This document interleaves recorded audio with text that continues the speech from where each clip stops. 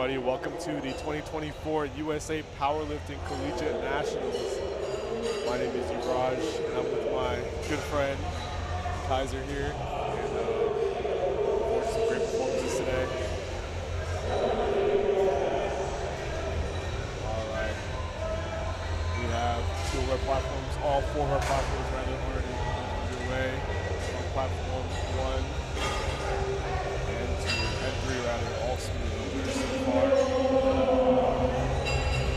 Yeah, so far I think we've only had one miss lift. So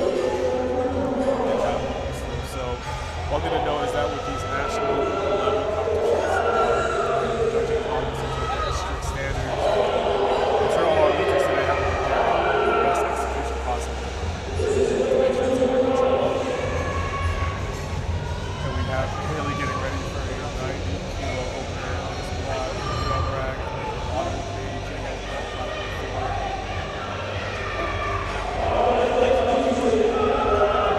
pretty quick.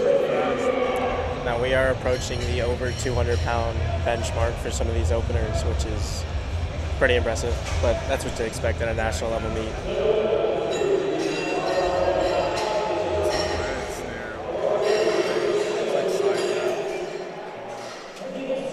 Abigail taking 87.5 kilos on platform 1.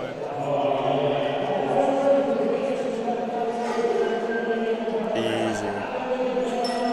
And we got Georgia Tech's own Paige Smith, 92.5 kilos on platform 2. I think I got Atlanta.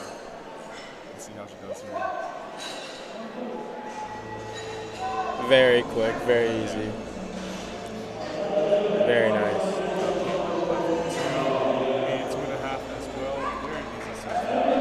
Very smooth openers from everybody all around. That's what you love to see, Kaiser. I mean, openers typically you want to wait with stuff, let's say, especially at this level of meet. You don't want to get over the for sure. Yeah. So far. Yeah, in my opinion, the squat really sets the tone for the rest of the meet. You want to have a solid opener. 3 for 3 on squat is huge. Build up momentum. 3 whites for Isabella there on platform 4. We have Steven.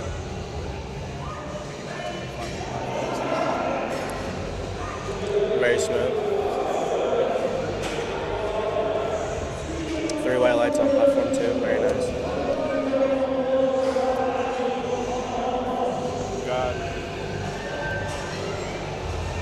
Once again, shout out to our spotters and loaders. This weekend, might not see what got away.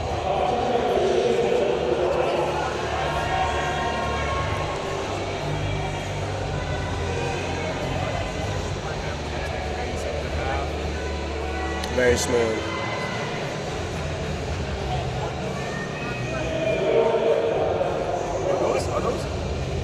I think on platform 3 we have some shades right there. Opener shades, very nice.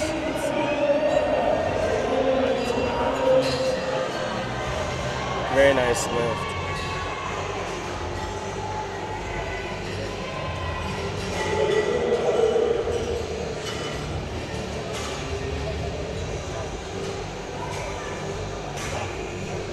Looks like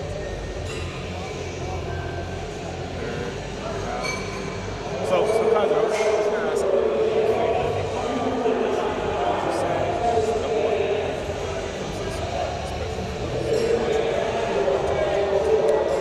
in my opinion, what makes a really good squat is a good brace.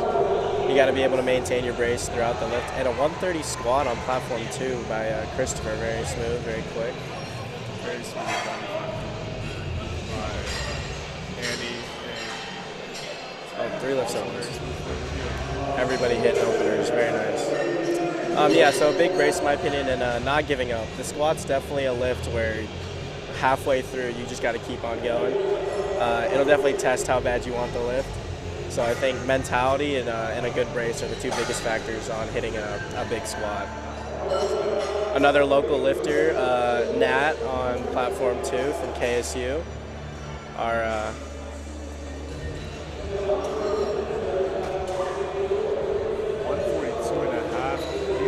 Very speedy opener for Nat. We have Amy on platform 1 with 97.5 kilos. Very controlled opener. And Miranda, I believe one of our first lifters coming out in wraps. Yeah, one of our first equipped lifters. So yeah, today we'll be seeing a mix of both raw and equipped lifters. Exactly. I think she's also that single ply. I believe it may be.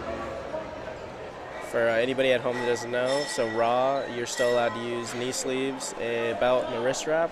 Equipped is just adding ply with wraps. So. Different pieces of that.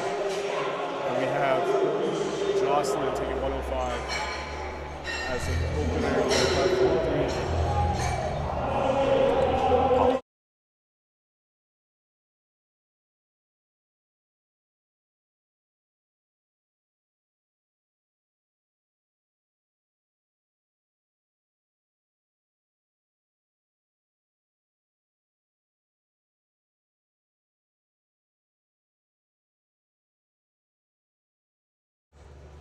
All right, and Felipe with 152.5 kgs on platform 2. Very nice. You see a lot of injured wearers. Yeah, for sure. I'm also, but we're also getting a lot of rigor mortis, A7. Yeah, so these are definitely two big stiff knee sleeves that are trending right now. And so, speaking of which, Catherine hitting a smooth 97 on platform 1. Still very speedy openers. Yeah, you can tell our competitors are here today to register. Very speedy 105 on platform 3 by Jenna. Wrapping the A7, and I assume A7 rigor mortis knee sleeves. I'm seeing a lot of A7. Put platform 1 and 2 on that. Delaney. You taking the opener. On platform 2. 72.5. So for those watching at home, cannot go down in weight if you miss an attempt in the first powerlifting. So it's no weight selection here.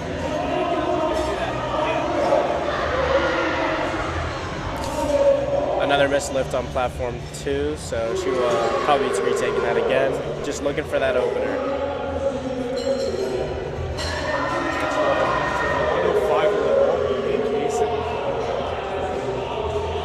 Usually gets very fast over there. On platform 1. Very speedy 105 on platform 3. Only one red, so for those at home, as long as you get 2 white lights, your lift is good. That's all you need.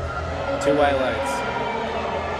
You know, some people take pride in going 3 for 3 on every lift, 9 for 9, all white lights, but at the end of the day, it's as long as the lift's good, that's all that really matters. That's all that really matters.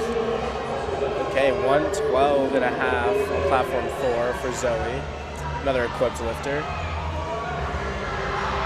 Very smooth. So what you notice with equipped is typically slower on the descent, but typically faster out of the hole. Fighting that equipment to get attention. And we have fast openers from Stephanie and Johnson. Second, so it's 27. Very speedy. It's very good second as well. Yeah. The second on platform 2. Yeah. Now, one more ask, Kaiser. What do you think are good jumps? In my opinion, I think it really just depends on the lifter. Some people like bigger jumps. I like opening lighter and getting heavier. That's just the way I train. I think you should replicate your training jumps in your meet day jumps just to eliminate as many variables. And a very speedy 77.5 kilos on platform 2 for Jocelyn. One thing I really like seeing so far today are the custom singlets. I Logo agree, on. yeah. I like to see it. Show some love to the universities. Very speedy 100 opener. So platform 2 has moved on to its seconds, but platform 1 and 3 are still rolling with openers. Very speedy second at 77.5 kilos for Jocelyn on platform 2.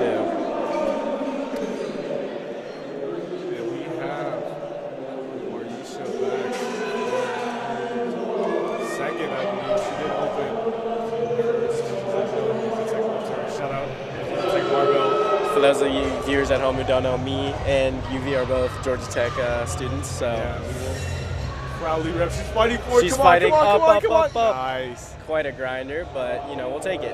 I think that's a good lift. Look good from here. Let's just go to say. 2 white lights. That's all you need. She's on Very the board. nice. And a quick 100 kilo.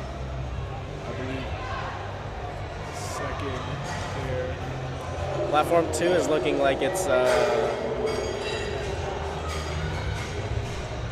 still moving on seconds. We have Zoe Jackson on platform 4 taking her opener at 112.5 kilos. Another one of our equipped lifters.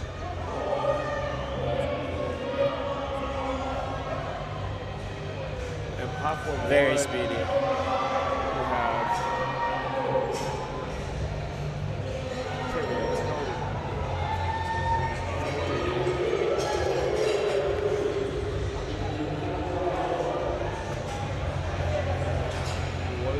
Sorry, on our end, having some technical difficulties.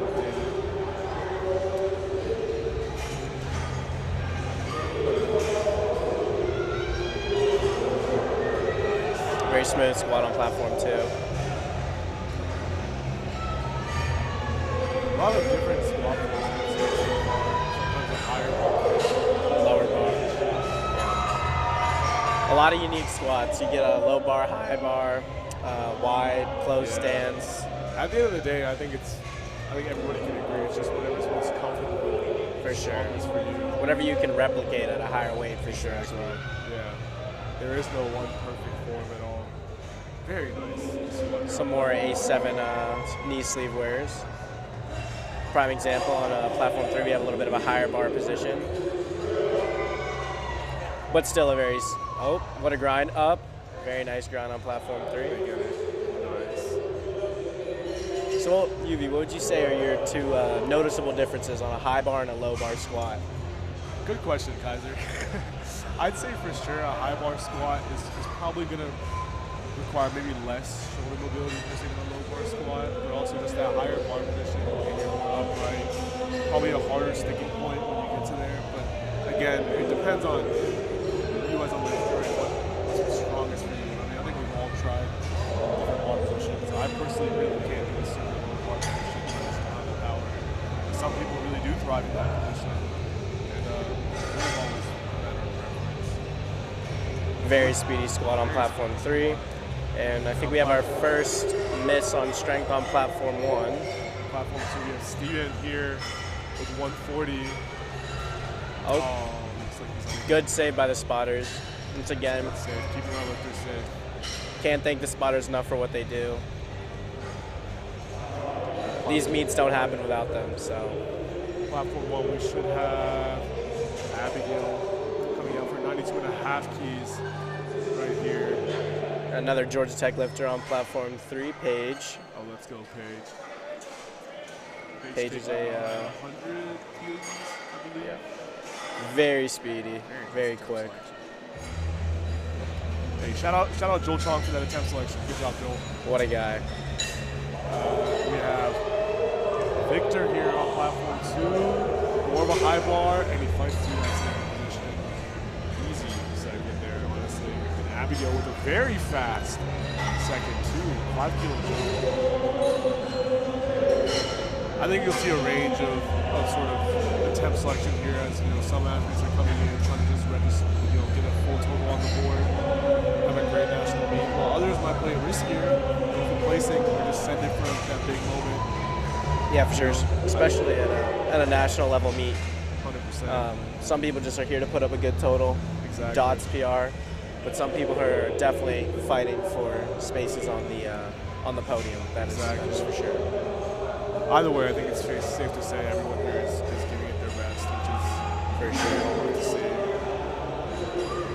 Another KSU lifter on platform 2. Very smooth lift for Nat. Love to see the local Georgia lifters. Oh yeah, we're gonna represent. They're gonna represent for the hometown or home state, rather. I think there's been a lot of hype leading up to this meet in particular with all the Georgia schools as powerlifting builds in popularity. Here's some good performances here. We have Jefferson here taking 150, second heaviest second squat of this flight right here. He walks out. 150 here. Oh yes, very nice. Very second. smooth lift. The judges. So typically your second's going to be a little bit of a grinder, but the third is where the squat really gets interesting. For sure. You can see a pretty big drop off. Exactly.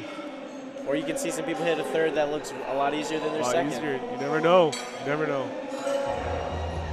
We still got the shades on platform 3. A little pit viper action.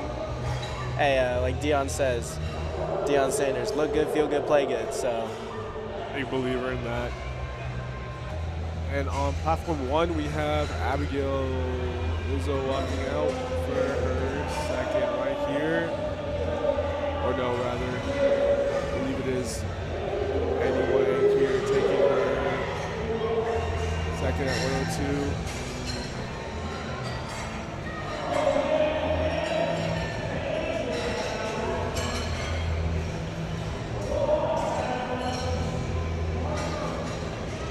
A little bit of a holdup on platform 2 as we're waiting for thirds, I believe. yeah. So platform 2 has already moved on to their thirds. Platform 3 and 4 are still on seconds. A little bit bigger flights. And Delaney taking an easy third right there. Great job. Finally gets on the board. Let's see what the judges. That's a big lift. There we go. Preventing a bomb out. She's Yep. still in the running. She's still in the meet. Love to see it.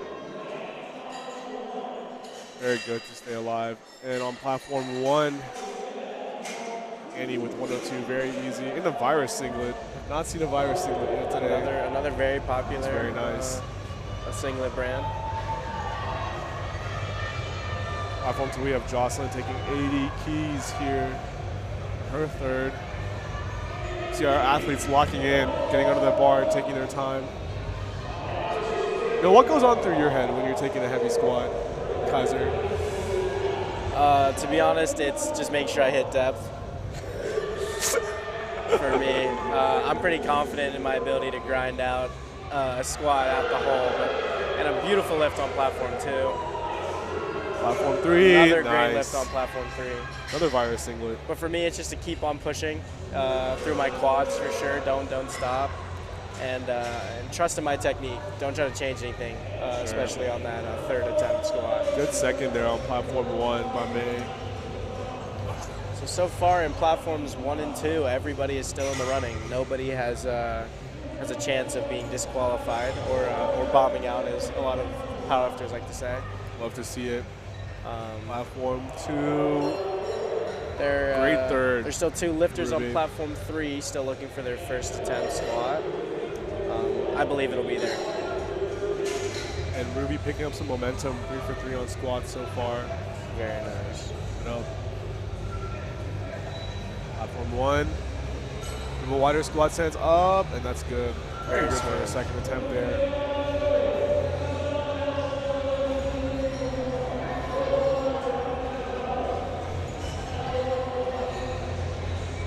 Oh, two-way lights on platform 3 looks like depth.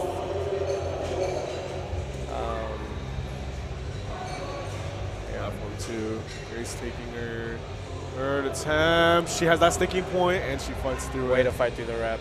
Let's go. On platform 3, we have Jenna taking a 115 kilo squat.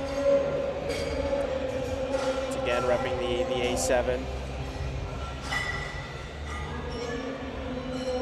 And Anjali in a full SBD kit, I believe, the classic red and black. Platform 1.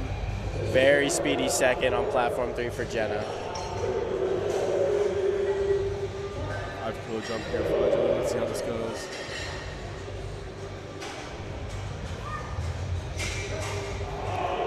Very smooth, very quick. So platform 3 has moved on to its third attempts. Platform 4, we are still on seconds, but they are rolling. Very nice third there for Avery in the wraps too. Now, I haven't personally squatted in wraps, but I know That's not as easy as it seems. You gotta fight that tension to get into the hole. So that's why you see them going a little slower on the descent. For sure.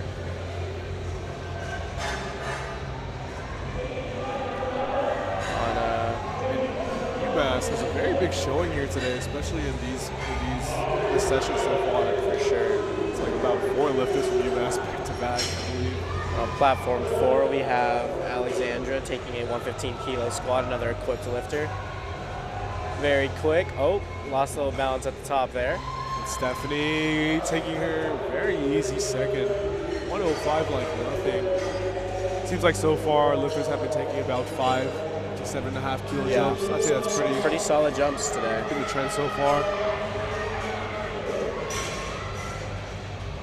And on platform 3, we have our Lunatic's own. Making her 3rd attempt. Let's see how she does. Oh wow. Very speedy. Very speedy. The difference execution makes. And 2 successful white lift. lights. That's what we're looking for. Let's go. Shout out Lilia for that call. We're looking forward to seeing you tomorrow. Oh, another missed on platform 2. But that's all good. I do believe he had hit his opener, so he is still in the competition. Lost about 15 keys there, but plenty sure he can live up around the day. Very fast lift from Jasmine on platform 4.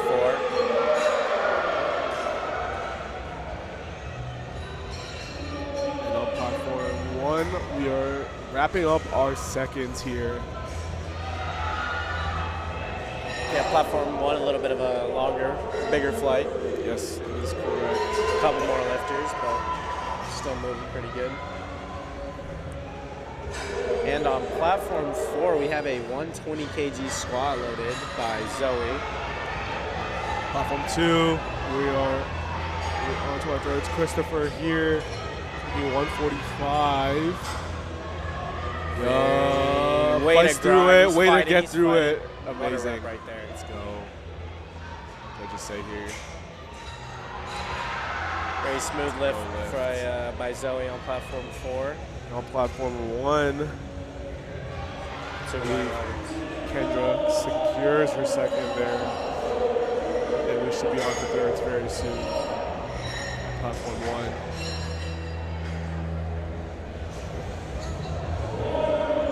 And Nat walking out for the 3rd attempt of 150.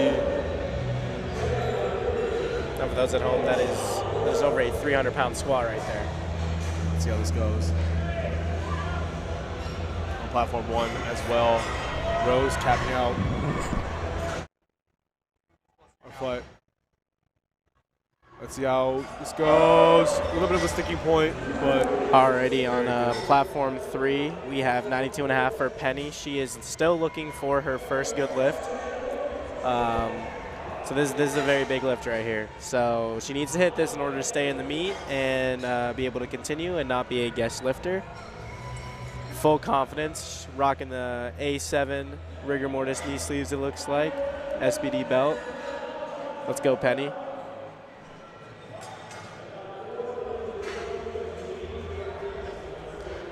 And she's grinding on platform 3. What a lift. Great lift. Let's see what the judges say. Oh, and that is a no lift. Can't really see the color, but she will now continue on as a guest lifter. She did get 1 white, though, so if her coach decides to let her go. Challenge, they do have the ability to do that, I believe. I think so at a national meet. And Savannah gets on the board with an 80-kilo squat on platform 1. Great job, Savannah. That's going to be a big confidence booster. And we have Paige on platform 3 with a 5-kilo jump. Oh, let's go, Paige. Big brace. Yup. Come on. Fantastic lift. Fantastic lift there by Paige. Fantastic lift.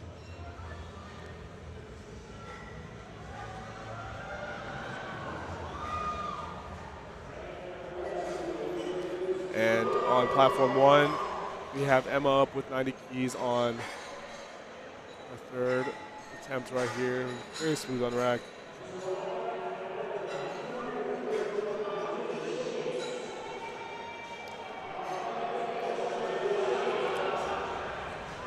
And now I believe a lot of our lifters today may be going for a qualifying total for Raw Nationals Yes, junior division. that is the next big upcoming meet.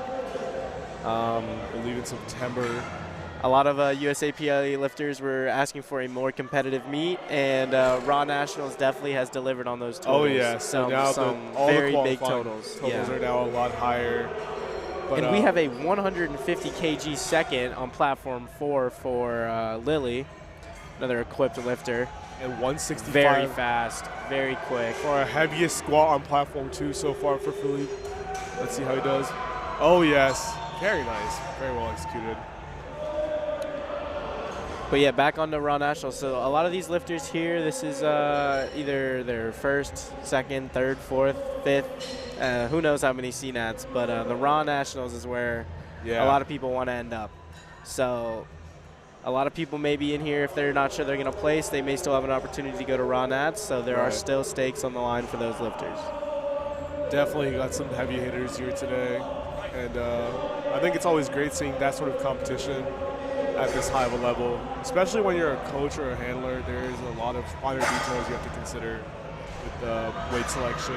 And on platform 3, what a grind. I believe she is still looking for her first lift of the night and another two red lights. So that is a no lift on platform 3 for Sharon. And we are on to flight B on platform 2. We have Alejandro opening up Very with speedy 127. Nice.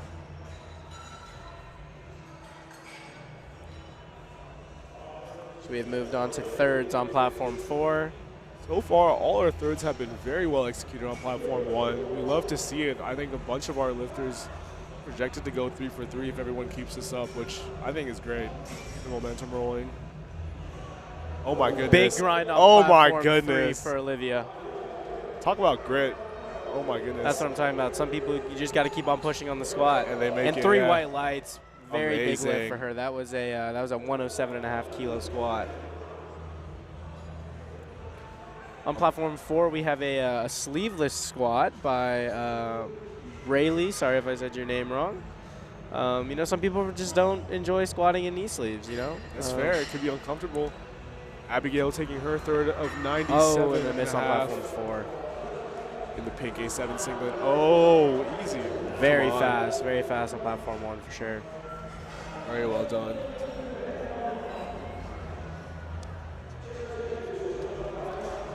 Now, what do you think?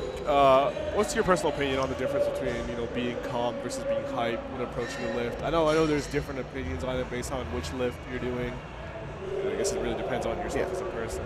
But what do you think about that, Kaiser? And in my opinion, I think it definitely varies lift to lift. In my opinion, I like having a little bit more energy, a little bit more hype going into the squat, just because it's typically first lift of the day, depending on your weight. And a grind on platform 1, what a lift! Very well done. Typically depends on when you're lifting. A lot of lighter lifters typically lift in the morning. Heavier lifters like 82.5 and above are typically going to be lifting in the afternoon. Right. So for me, I like to bring a little bit more energy into squat. On the bench, I like being a lot more calm personally. Well, that's like my bread and butter, so I just like to be really focused. And on the deadlift, I also like being a little bit more calm, just to make sure my tech's really I down. agree. I think you're seeing a lot of our lifters here today just getting very hype underneath the bar. I think this is the way the squat is. Like, you have that weight on your back. Most people can execute it very well, and it's just about getting dialed in and as energetic as possible. And you're seeing that a lot here today. On platform 1, we have Anastasia here with 102.5 kilos, looking to go 3 for 3. This is a 5 kilo jump. And on platform 2, we have Sean here with 142.5 keys.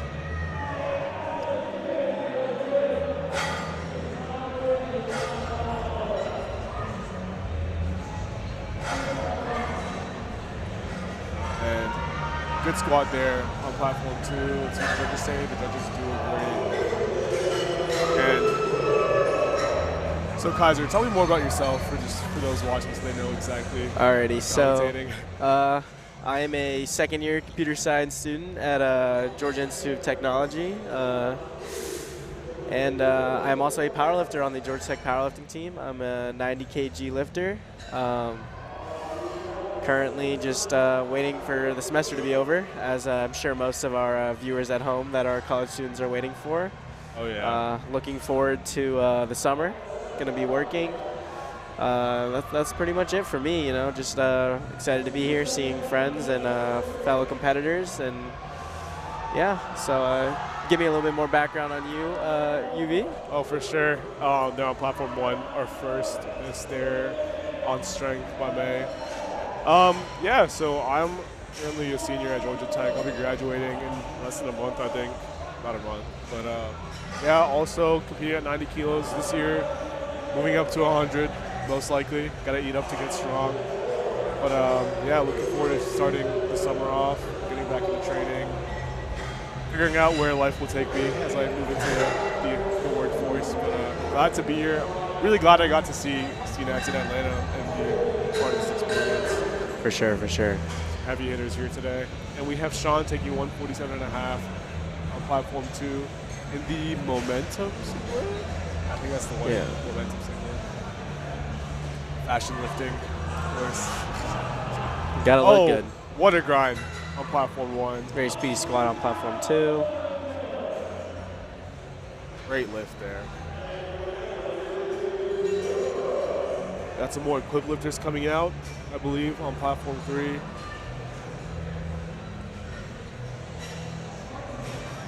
And on Platform 2, we are waiting on Colby to come out with this similar weight, 147.5 keys.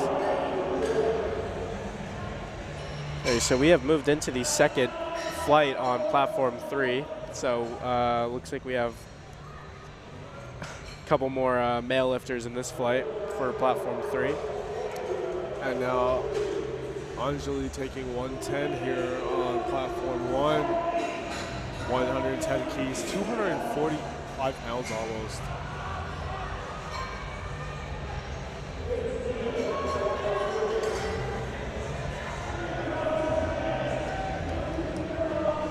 All right, phenomenal. So we're going to be able to actually get any overturns. So for any of those one white light lifts, you are able to, your your coach or handler is able to contest it and potentially get it overturned. And Exactly. the judges here tonight are equipped with headphones, so they will be able to give us any reasoning for an overturn or a reason for it being overruled, which will be really exciting. Should be exciting. Get a little look into decisions made on on good lifts and not good lifts. So I think that'll be very interesting to hear, especially as I think some of these calls end up being, they look like they're a lot more, on the line. But it's always good to get a look into what the judges actually. And those calls can also change and completely change a meet. A good lift on a third squat could add 5 to 10 kilos or however many You never onto know. your total, and it can move you up a spot and it can move somebody else down a spot. So overturn calls are a very big deal, especially for placement. Most definitely. And Annie also just smoked her third at 110. So we're rolling on Platform 3, still all good lifts.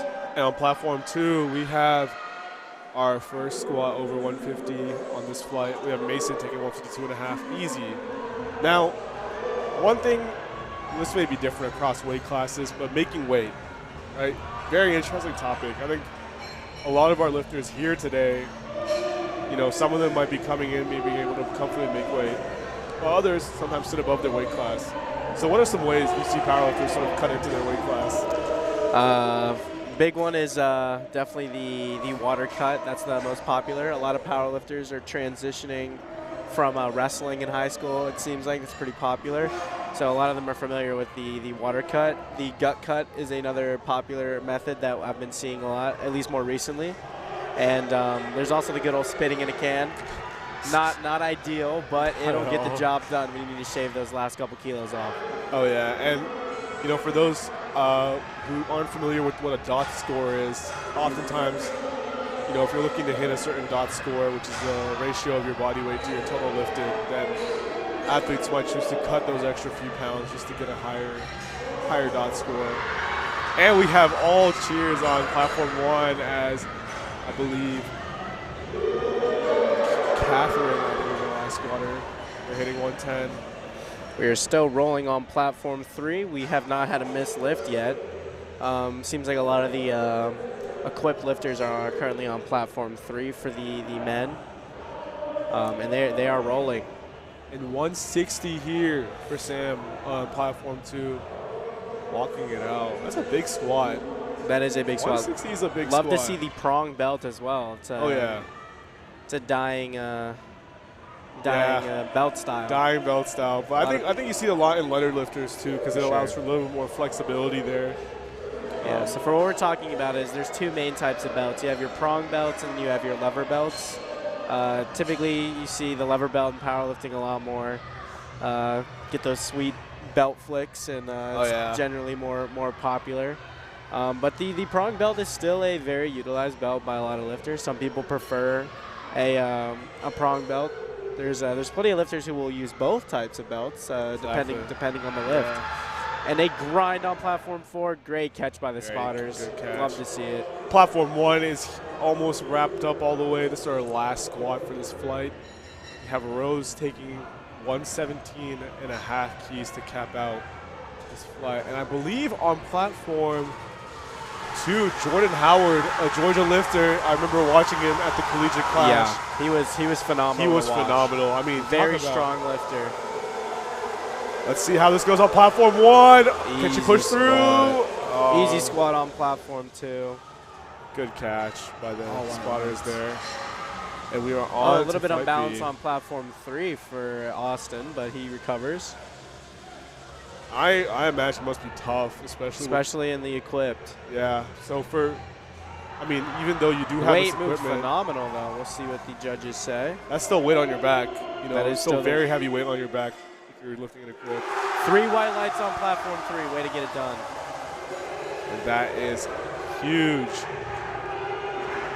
And the crowd here is getting very riled up. On all the way from over platform 4, we have a 132.5 kilo. She missed her second, but still took a 2.5 kilo jump. So we'll see. Crossing into the 170s now. 172.5 for Aiden.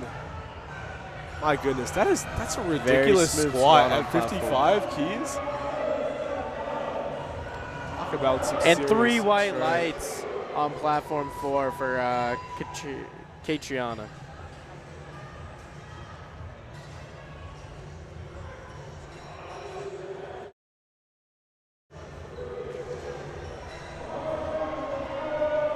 And, okay, I just want to confirm I'm seeing this. On platform 2, we have a 180 kg opener. 180 kg opener at 56 kg. At 56 kg. That is quite a big opener. For those at home, that is a well over 400-pound squat. This is big. And on platform 1, very smooth walkout. You have Kaylee taking her opener at 102. A little bit of a narrow stance as well. Let's see how this moves. Oh my goodness. So fast, LiftingCast couldn't even. So fast it couldn't catch up. Beautiful lift on platform 1 for Tyler. Platform 2, yeah, very nice platform 1 lift there from Kaylee. Oh, a new American record was just on platform 4. Or it's just been loaded on the bar. We have 161 kilos for Lily Falcone at 48 kg. Now, the thing with records here, I believe, especially when it comes to the way you can load weight, if you are attempting a record, you are allowed to load chips on. So that chips are basically referred to the fractional kilogram plates that you can use that you actually aren't allowed to use for normal weight attempt selections. And oh my goodness, on platform 3, 197.5 kilos. We're on to seconds here on platform 2. Very smooth second there for Alejandro. And I believe Nikila, sorry if I pronounced that incorrectly. Oh, sorry, we have a 200 kilo squat on platform 3.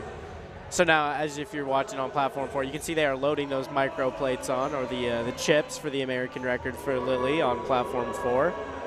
Very nice. Yeah, 161 is truly a phenomenal squat at 48 kg. Yeah. And she is walking out now. Got the penguin walk with the wraps on. They're probably not very tight, but she's getting dialed in. This is going to be a very big squat. Her second moved very fast at 150, but this is a 11-kilo jump. A little bit on the larger side, but I have full confidence that she will hit this. Just getting set right now. I believe our first insert singlet here from Madeline on platform Slow 1. descent on platform. Depth looks good. Oh my! That was fast. There We'll we see go. what the judges say on platform 4. And she's all smiles. Is it a good lift? And Yes. we have a new American record on platform 4. Wonderful. Phenomenal squat. And I believe she chipped the previous. She did chip the record attempt? previous. I'm not sure by how much, but I'd assume a kilo. And we have Kevin here taking 152.5 for his second on platform 2. Very deep squat. Very nice squat. Very smooth. So it looks like they have split the lifters. We have most of our raw lifters for the men's on platform 2, and on platform 3 we have most of the equipped lifters for the men's. And a little bit of a hold up here, I believe. So what do you think about nutrition on game day, Kaiser? I know for sure, obviously, if you're on top of your stuff as a lifter, you should be always taking care of your nutrition. But especially on meet day, you know, your body's going to go through a lot of stress. So you got to make sure it's, you have the fuel in the tank. What do you think is important, Kaiser? Definitely those fast-acting carbs. I'm a big bagel enjoyer, as you'll see on Saturday with our 100 kg lifter from Georgia Tech, Grayson. He will be pounding some blueberry bagels, I assure you. Bagels are a good one.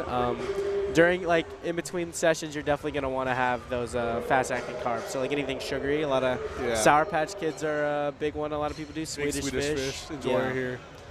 But yeah, typically for breakfast, it just depends. If you're cutting, you're probably not going to get to eat breakfast. But if you're able to eat going into your meet, for those very lucky few, typically you're just going to want to eat something nice, balanced. Listen to your coach. For sure. And it might seem nitpicky, but especially if you're cutting weight and you have those 2 hours after weigh-in, timing your water consumption, your electrolyte consumption really matters. You don't want to get too bloated. You don't want to start feeling like you're uncomfortable or anything. So it matters a lot. Sure. We have Annie here. 210 kilo squat, it looks like, on platform 3. 110 for Annie here. For her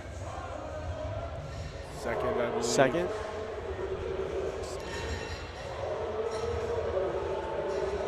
Very quick on platform 1 for Annie. Very nice lift. Very well done. Another 157.5 from Sean right there. A little bit of a hold up. On platform 2. And now you'll see all our spotters are wearing A7 sponsored clothing. A7, as you see many of their singlets and sleeves so far, one of the biggest brands of powerlifting. And A7's new deflection collection is launching this Friday, April 12th. If you really want to get it at A7 Co. And I've been seeing them grow as a sponsor for the last few years. I think it's been great to see them grow and sort of especially reach out to schools regarding customized merch. Georgia Tech has some A7 singlets, so none of those are on display today, but they will be later in the week for sure. 100%. Yeah, oh, what a catch on platform 1. Looks like it may have slipped, but still 2 white lights, so the lift must have been good. Hopefully they're all okay. And then Colby, 157.5. A lot of similar attempt ranges today so far on platform 2 in particular. For sure. Seems like a lot of people are just staying neck and neck on the squats. Definitely some people like separating on the squat, but you'll definitely see, especially when it comes to lighter lifters, that the deadlift is where the ground is made. There will definitely be some massive. Deadlift is just that lift where it's, it's because the weight's not directly over you. I think there's so much more potential for lifters to leverage themselves better. And you're going to see I'm assuming some very impressive pulls. On platform 3, we have a 232.5 oh my goodness pound squat for Cordarius. Little bit of a grinder there for Alice's opener of 115. Very smooth on platform 3. 3 whites though.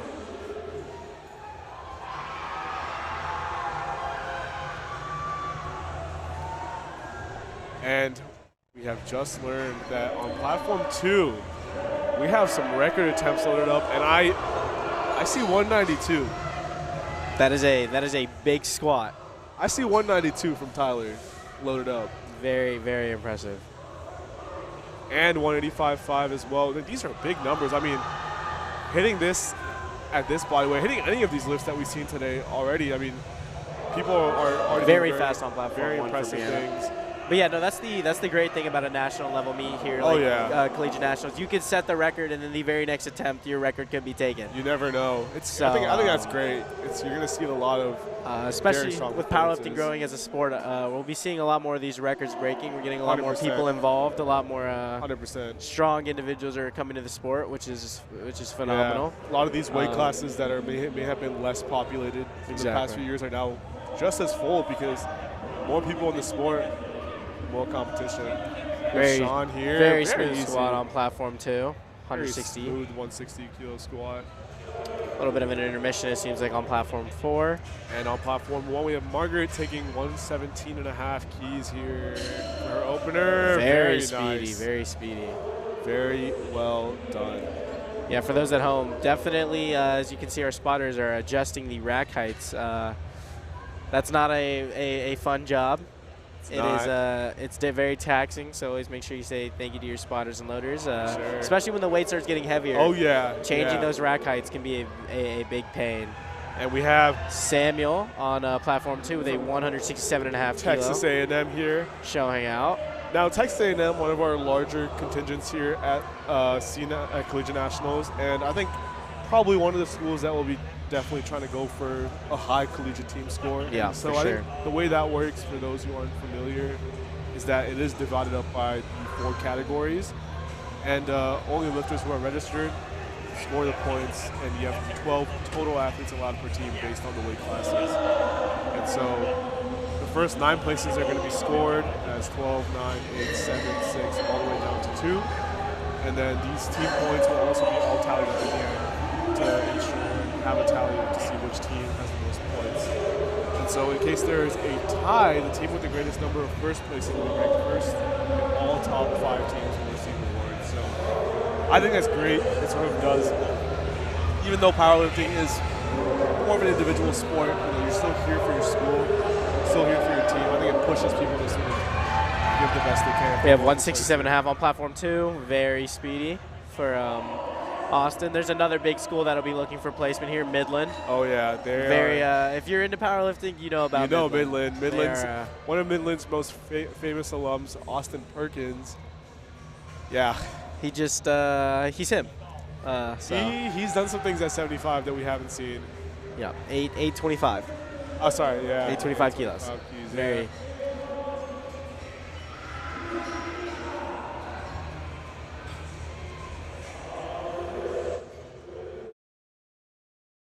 And on platform 2, we have Jordan Howard, 172.5. We got to see him compete locally at Collegiate, and to say he was insane was a understatement. Oh, he had the entire crowd. He was because he was right there with a lot of the people from. He was competing with some of the 75s and some of the 67.5s, and he was a 58. And Jordan with the 172. Very smooth on platform 2. What a squat. Now I wonder what Jordan has in the tank for his third, because that was a 7.5 easy. kilo jump right there. So, yeah. And we have another collegiate squat record attempt by Aiden Cusack on platform 2. 185.5 kilos. My goodness. You see Gino getting out here. That's the big 3 reds. Big 3 reds. And we have Toshida coming out all the way from Berkeley here. They get 122.5 as an opener. Coast to coast. That is pretty much coast to coast, yeah.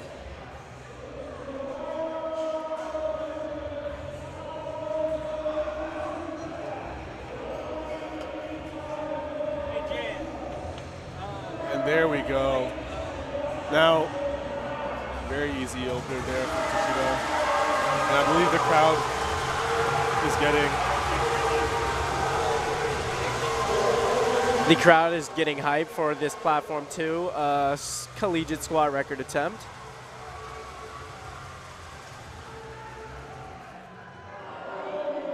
And I believe they're taking their time. They're building up that atmosphere.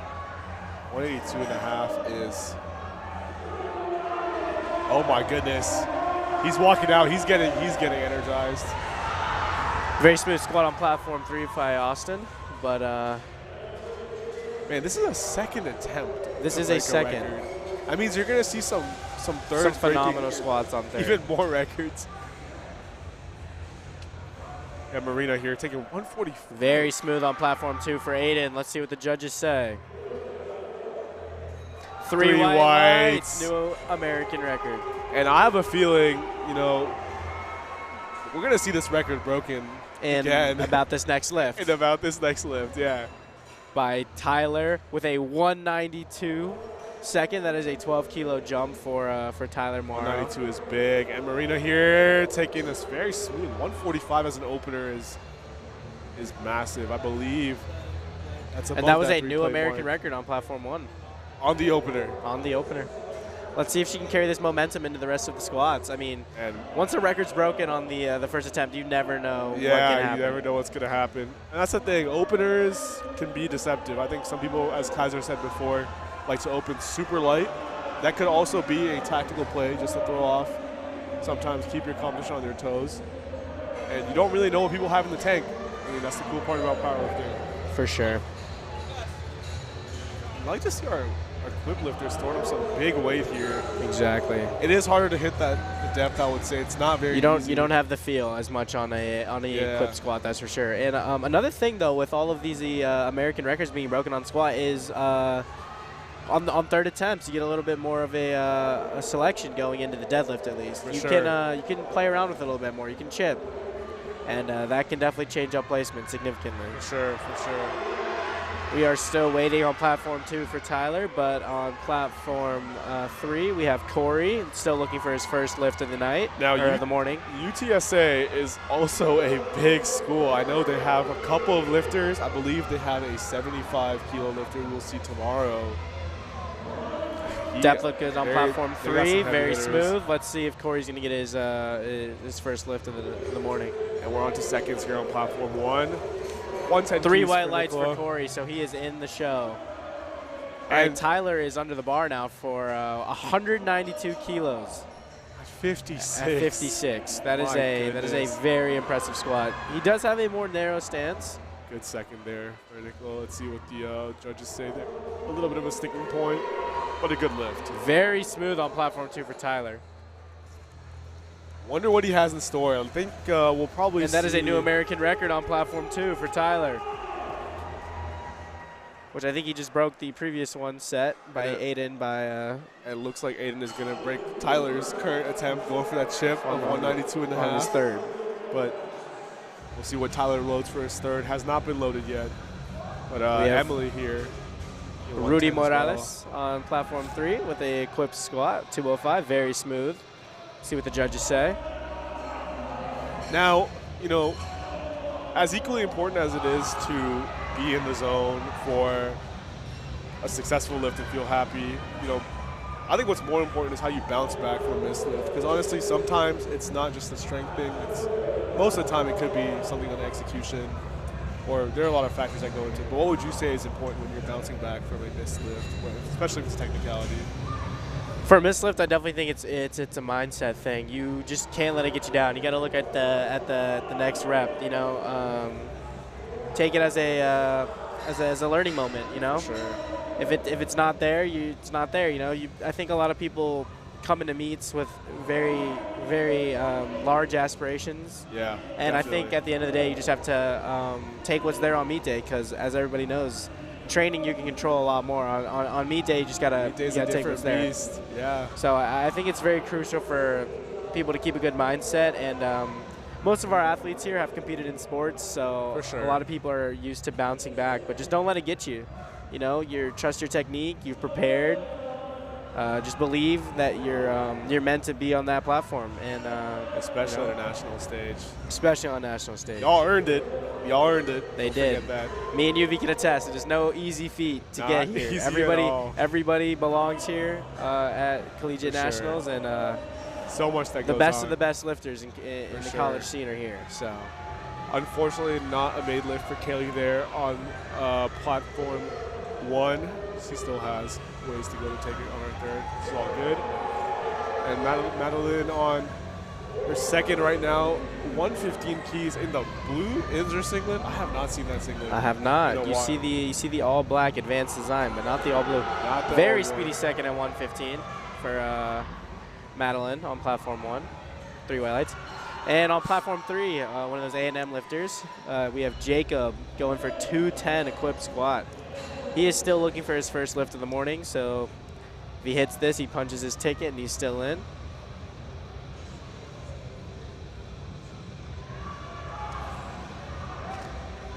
Very smooth squat by Jacob on platform 3. 2 red lights, so there's no lift. He is still looking for a good lift.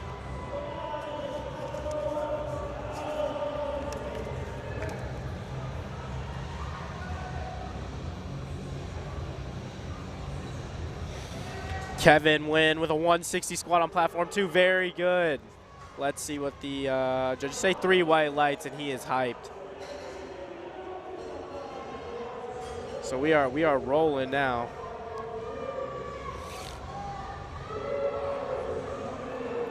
A little brief intermission here. We have a brief intermission going on, but once again, just to talk about the collegiate team scoring, because I think we're starting to rack up and see some team points for the sure. picture sort of form in terms of placing.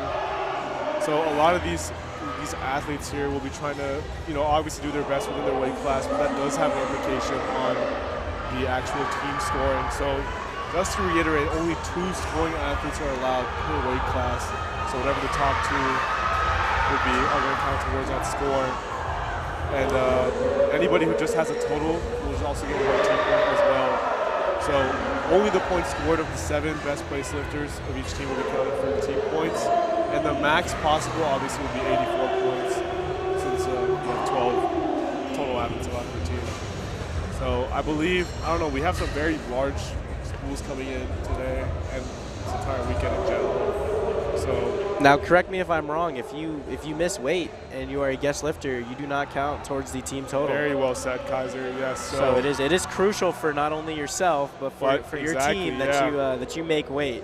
Yeah. Because being a guest lifter is no fun. You don't get any glory. Best. You don't get any. At that point, it is really just for you. Exactly. Yeah. So recently, if any of you watched PA Nationals, Gavin Aiden weighed in a little bit over 93, and he was a guest lifter, and he had a historic he still had a performance, great but still didn't count. So did not count. Making weight is very important here. And Mason, unable to hit his third there.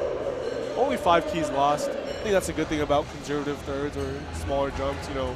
You miss it, you don't lose that many kilos. And as Kaiser mentioned before, honestly, when it comes to deadlifts, you can make up so much ground, especially in your weight that's why it's classes. also important to have great attempt selection, because if you end up missing all 3 lifts and bomb out, once again, you are a guest lifter now. You do not count for scoring at all. for scoring. So it's very crucial for these lifters to hit their openers or hit a lift prior to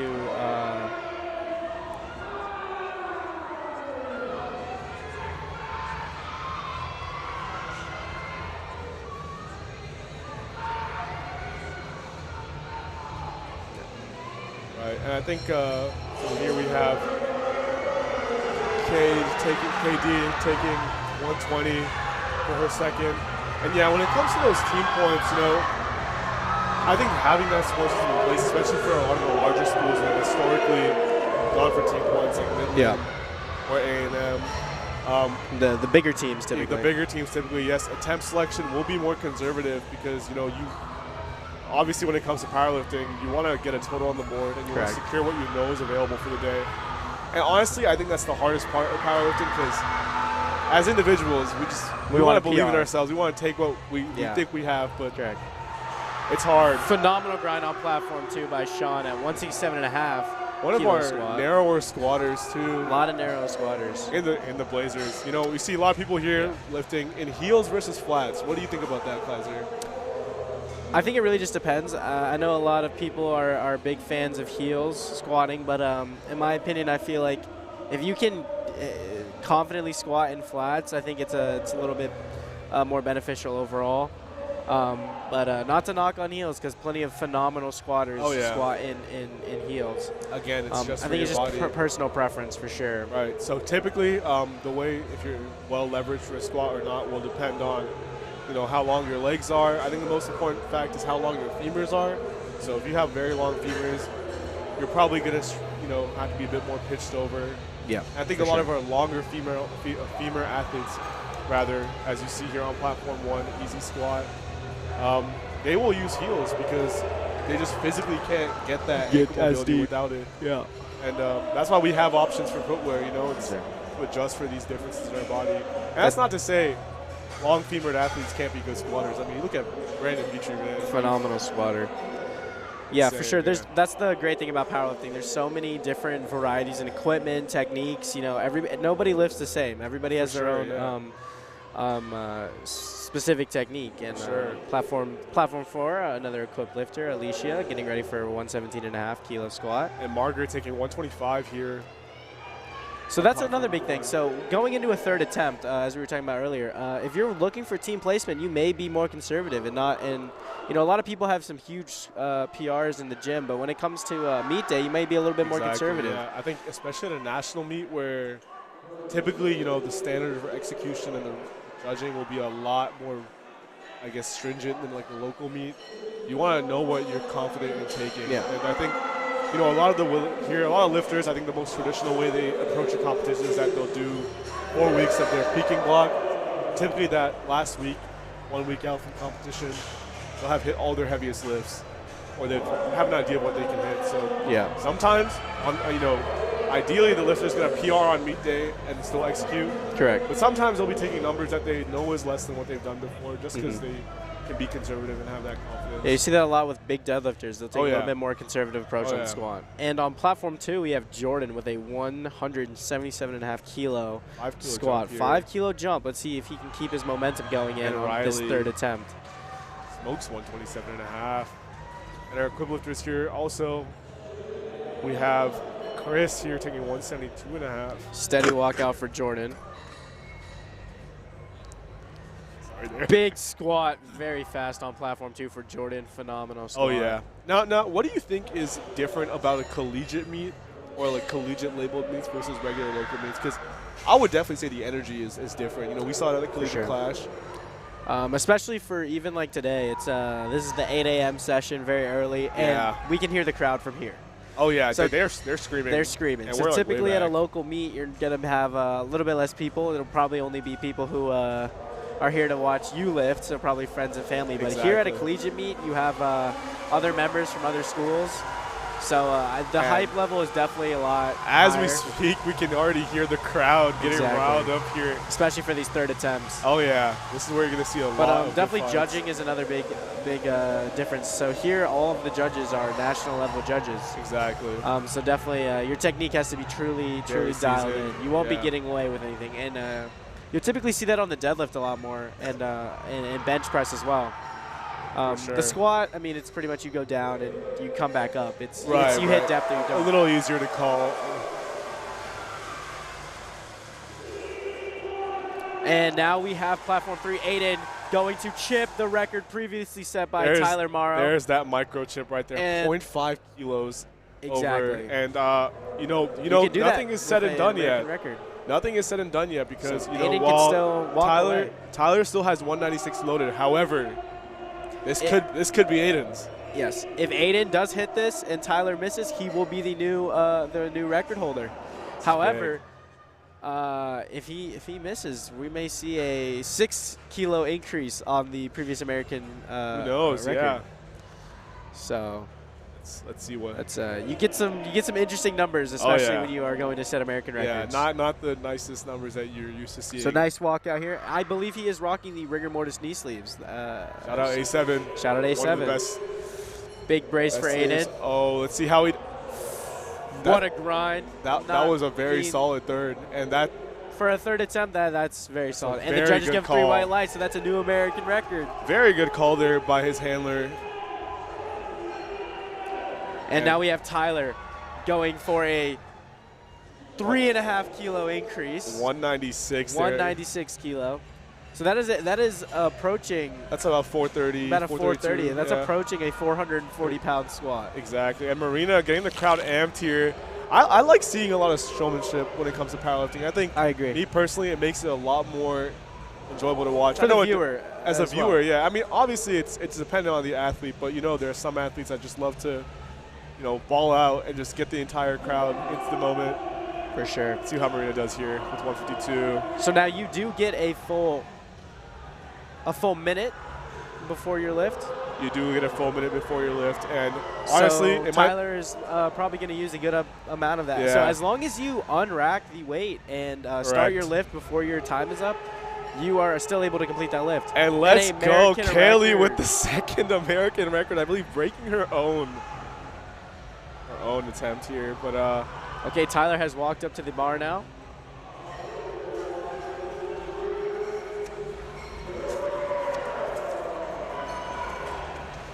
And now, this is actually very, very interesting to see. Right Tyler now, has we have walked Tyler. out with 196. Let's see how he does here. Big brace on platform 2. Big brace. Can he get it? Easy. Oh, my.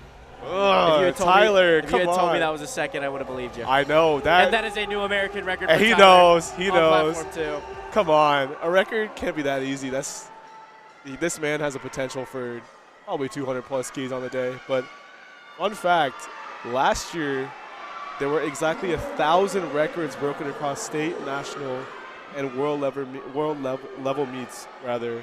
And 113 of these records were national or higher. So I think, we've only gotten into the first session. We've seen several American records. We've already seen several American records being broken. And I think this trend is only going to continue. We are done with squat on platform 2, and we will be moving into the bench soon. So.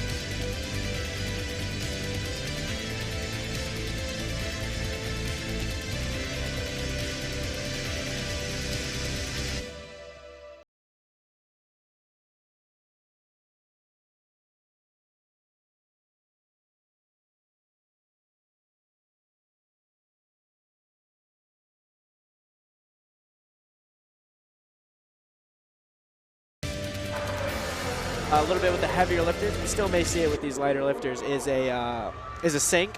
So you'll just let the bar fully just crash down, and then you'll press from there.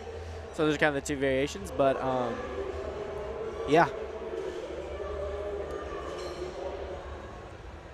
So we just learned that Riley's squat was just overturned. Again, so another example of how a jury can come in for decision making. And that's up to your coach. If your coach is confident, they can contest that lift and you can get it back. I think that happened recently at PA Nats with Gavin. Yep, it did. So it happens a lot, especially at the highest level meets everywhere.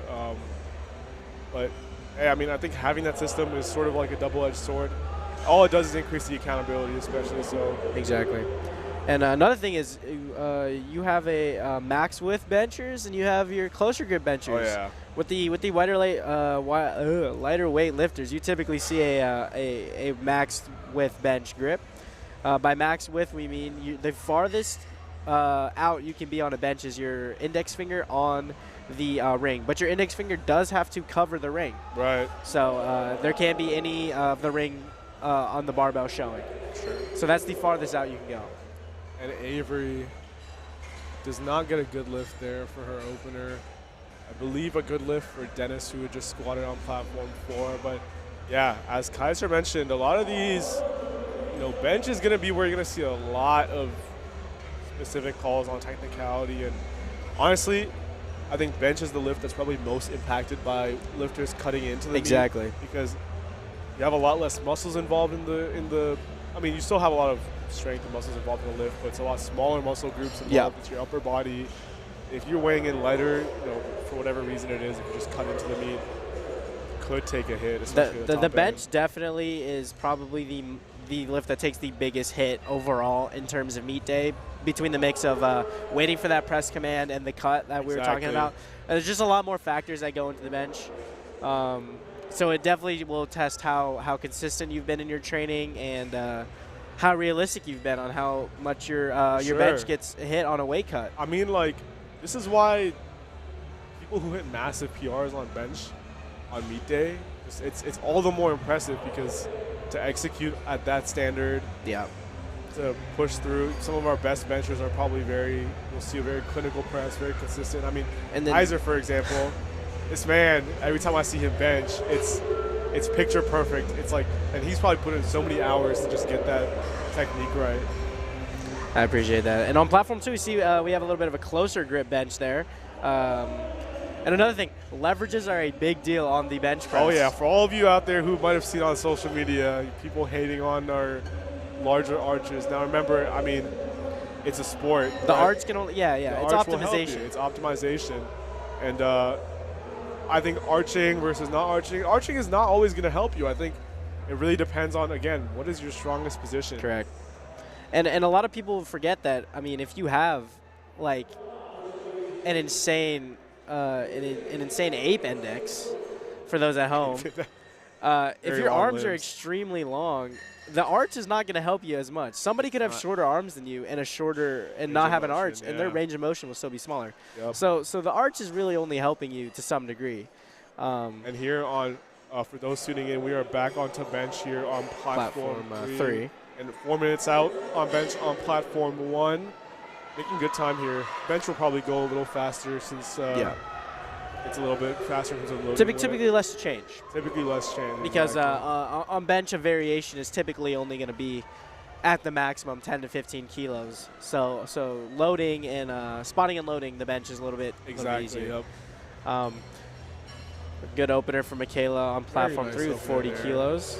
Yep. Now we're already approaching body weight benches, which is for people back home, you know how difficult it is to bench your own body. Oh yeah. I mean, I would not be surprised seeing especially high 200s bench presses or 1.5. What would you say is the good, an impressive standard in terms of body weight for benching? 1.5? For sure. Anytime you're approaching that 1.5, anytime you're starting to get up into that 2 times body weight bench is when you're a phenomenal presser.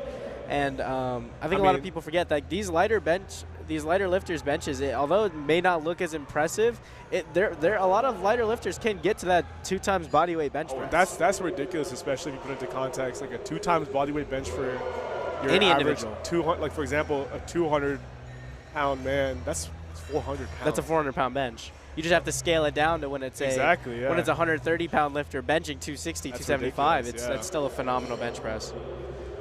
A Victor with an 85-kilo bench, adding onto his total of 142.5. As you can see, a little bit closer grip, but there you go. There's that pause right there. There we go. If that bar is not motionless, especially at a national level, they are going to make you wait. And now we have Georgia Tech's very own Arcia here with 42.5 keys. You can see they're adjusting the rack right here. And Ahan here with 187.5 as well, still continuing squats on platform 4. So as you can notice on platform 3, Arcia was kind of giving the spotter a little bit of a description. So what was that all about? Yeah, so again with the bench press, this is where, again, another little technicality, and Ahan hits a great squat here, that's what the judges say. But you can either choose to have a self lift-off or an assisted lift-off by the spotter. Now, obviously that's preference, but if you are going to choose to go with the assisted route, it's up to you as a lifter. Good press on platform 3. To expect, the variation in that, because you can't expect the spotter to be perfect. That's not their job. But you can see there, she was probably telling you exactly how she wanted it. Sometimes lifters want like a very heavy assisted lift off versus just a little bit of a guidance. So yeah, so you kind of noted on the benefits there, but generally people who self-unrack, it's going to be very consistent. You know what you're going to get every time. So typically you'll see a lot of the people who have bigger benches tend to do a self-unrack. Right. For sure. But at the same time, there's plenty of very good pressers who prefer the lift-off. And I think that also has to go with your leverages. Typically, I mean, if you have longer arms, it's going to be a little bit more difficult to do a self-unrack just because you're already going to be probably near a max width. So it's going to be a little bit harder to pop that that barbell off the rack. But if you do a self-unrack, it's typically going to be a lot more consistent, and you're not going to be surprised by the weight in your hands. Sure. Yeah. So and that concludes squat on platform 4. So all of our platforms are done with squat. It looks like we're going to be moving on to the press. We have a minute left on platform 1. Now let's talk about something we haven't really talked about today: coaching and programming. Exactly. Now, a lot of our athletes, especially at this level, probably most likely coached or programmed by somebody to some degree. And as you want to speak about exactly what that means when we talk about programming. Yeah, so typically programming is going to vary lifter to lifter. So typically a lot of these lighter lifters are probably going to be doing more volume. You're going to see those like 4x7s, 4x6. And programming is really something that people overlook when you're a newer lifter, but a lot of these probably, these are elite level lifters, and they probably have very phenomenal coaches who have programs that are catered to their specific needs. So I think programming is definitely more important the more developed and advanced as a lifter you get. But yeah, there's plenty of great programs out there for people who just want to get started. Yeah, exactly. Speaking of which, if you're looking for a free training app, then you can break through your plateaus with Boostcamp, the #1 free training app. I think you'll find a lot of good programs there from elite coaches like Bryce Lewis, Eric Helms, for those who are in the sport. Or you can even create your own custom training templates. And so if you're looking to take your training to the next level, I would definitely consider trying out Boostcamp. And I think it's great to see, just like Boostcamp, providing this online platform for training, because it's not the easiest to go out and find a coach, and especially nowadays with so much information. It can be intimidating. I know for myself, when I started powerlifting, I didn't really know where to start. So I think it's great that Boostcamp has a very accessible platform here. And now on platform 2, we have Avery setting up on the bench press, taking 50 keys as her second attempt. Some big benches. Some very big benches. These are over body weight benches right here. Right now, and I believe later on in the flight, we're going to see a double body weight bench already in platform 2. Wow, phenomenal. So, that's ridiculous. But kind of going back to what we were saying about coaching, this is where coaching really shines on the bench press. Because, even on the squat too for attempt selection, but on the bench press, it's really up to your coach to know how you you handle that weight cut, how you lift on maybe on a different day. Some people don't train this early, so this is a different time frame. Yep. So that's another factor. Some people lift later in the day, and then if you're a lighter lifter, you're going to be lifted at this 8 a.m. Noon time slot. We have GT's very own Paige Smith here, big bencher. She is a big pretty presser. big bench in Prepper State. Very speedy. How do you move over body weight like that? Exactly. I blinked and it was gone. 7 kg over body weight. And now, fun fact about Paige, on top of strength training, she also is a very regular runner. I believe she ran distance like runner. I don't really know if it was a marathon, but she runs a lot in her free time. And I think you'll see for sure as a power lifter, especially when you move into heavier weight classes, other activities involving cardio, they can start impacting you, and it's very hard to manage. So I think it's great. Cardio is definitely important for those long working sets. It is. You know, and for meet day, you don't want to run out of juice on meet day. So your cardio folks. So you see, typically with these lighter lifters, you're gonna have that larger, that bigger arch, more flexibility typically. Sure. But I mean, I think a big arch with really nice technique is just a really nice. It's a pretty bench. You can definitely tell the person put in a lot of effort and a lot 100%. Of time into dialing in that technique. Even people who have a small arch or don't arch at all, still phenomenal pressures. There's plenty of people who almost have a flat back bench. A lot of variations on, like we were saying, everybody lifts different. So exactly, and you're seeing that right now. We have Olivia here taking 57.5 keys for an opener. That is a very large bench press. That is a very another A&M lifter, as we were saying. The cool thing though about the only top 7 lifters, it does allow smaller schools to still have a chance to win. It's not based on the amount of lifters you send, it's on how strong they are. Yeah. And one thing you'll note here is that production for this meet has just been phenomenal. I think in general it's been getting a lot better across all levels for the USAPL, but man, national level meets are no joke. So this is being held in the Georgia International Convention Center, very large space.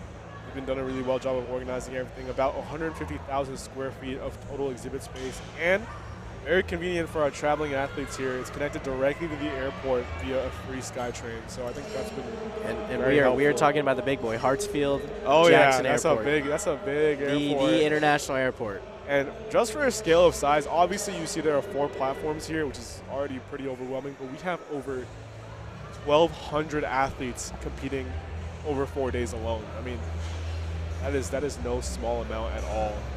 And where this is located in College Park region of Atlanta, and it's not primarily known as a college town, but it is the main campus of Woodward Academy, which is the largest private school in the continental United States. And I think it's great. I mean, previously when meets were held in Atlanta, they were in downtown Atlanta, but I think this time moving it closer to the airport probably benefits our athletes a lot more. And you know what? This venue is amazing. It's like a whole different scale that I've seen in production. And shout out Barbell Productions as well, for taking care of all the media related and the technology. And for the opportunity to be announcers for this meet today. They are the athletes competing that will be competing as well. They're responsible for all the video and media packages, and they got some really high quality content. Yeah. Platform 1 is underway with Enzi taking 42.5 keys for her opener here, and platform 4 will begin lifting shortly in 4 minutes. Good press by Joseph. That is already almost a 2 times body weight bench as an opener. As an opener is ridiculous. 85 keys. She's approaching 200 almost, because 90 keys is about 200 pounds. Yeah. That's almost a 200-pound bench press. And with the longer arms as well. See, this is the thing. Even though if you're not well leveraged for a lift, like, you never know. There's still always a chance that you could be very productive and very, very powerful in a swing position. As you can see, we have a KSU lifter here, Nat, on platform 2, going for a 77.5 kilo bench. KSU sending one of a larger contingents to this competition as part of the Georgia schools. We've had some very friendly competition with them. Yep. I mean, it's all KSU state friendly, barbell, but they're a really strong school. We got a lot of competitive lifters. Emma here from the Ohio State, putting up 47.5. Very good second for Nat on platform 2. We have Angela with almost, again, a 2 times bodyweight bench on platform 3. Very smooth for her opener. Rocking the all-pink A7 equipment. Very nice. Now, I think this year they've made some rule adjustments. They make rule adjustments every year based on the lifting population. But now on bench, now allowed the head to come up when pressing. And I think you might not see it as frequently across a lot of the lifters, but it does help a lot of our lifters out, especially allowing yourself to have that motion to sort of push yourself up out of that position. Correct. So it's good to know the federation is looking after the lifters and making adjustments as needed. Other rules for the bench press, there's a lot of stuff that goes into it. You need to have your butt on the bench.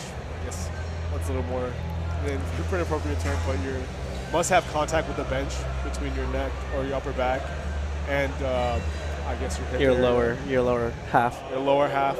And your heels need to be in contact. Yes, your heels do need to be on the ground. Need to be in contact as well. So a lot of that comes from your lower half coming off the bench. Typically comes off of from leg drive. And Sure. leg drive is a huge factor on bench. Some of your best pressers have the best leg drive. So as you can see, we have carpet on the platform here.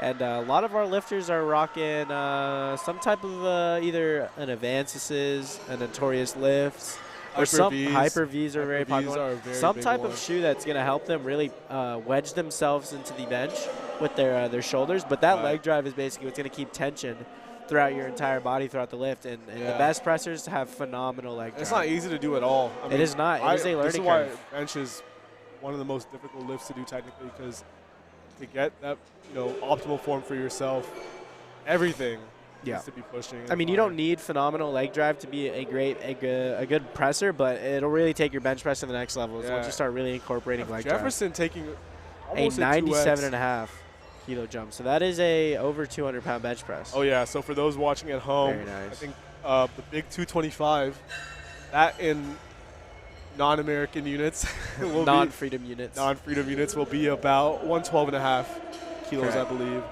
Not sorry, 112.5, 102.5 kilos.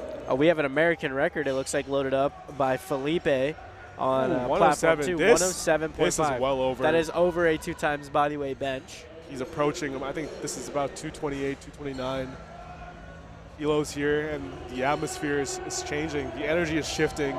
For a second, that is phenomenal. So that means we're going to see a lot of American records happening on platform 2. I just want to shout out Gino. I really appreciate this All-American. This exactly. video. He always comes out with the amazing outfits, with the drip, as you would hear our generation say.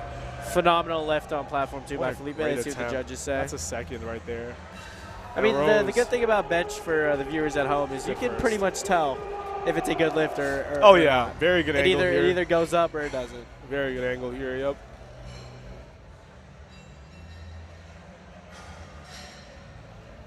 We have our second attempt here on platform 3 from Haley. She's pushing it and she cannot get it. Now, the one thing with bench that I think, while it does have the most chance to potentially go wrong since there's a lot of variables, luckily it makes up the smallest percentage of your total for most lifting. Correct. So missing ground on bench, not the biggest deal because got the deadlift right after. Correct. Being a bench specialist is definitely not the most helpful of the big 3, because I mean you can only load up a bench press so heavy. That is true, but that's not to say being a bench specialist is unimpressive. No, it's still very impressive. It still helps to a lot of people's total. Oh yeah, for sure. And seeing people move weight like that with just their upper body, there's something about that. It's just a different sort of energy. And we're on to thirds here. Shea with a quick 47.5 on platform 3, just under bodyweight bench. So we are on thirds on platform 2. Still rolling on platform 1 with openers. And platform 4 is just about to kick off for those just joining us. And all benches are underway here. Annie, best lifter, or rather Amy now, taking 55 keys for her opener on platform 1. And yeah, the bench press, I think also the lift that most powerlifters will train with the most frequency is because it's your upper body a little harder to sort of, or you can rather push it harder without fatiguing the rest of yourself. I know some lifters, probably in the lighter weight classes, honestly, are benching 4, 5 times a week maybe, because they can handle that volume. So, yeah, they're not skipping leg day, but they're hitting bench, rest assured, almost every day of the week.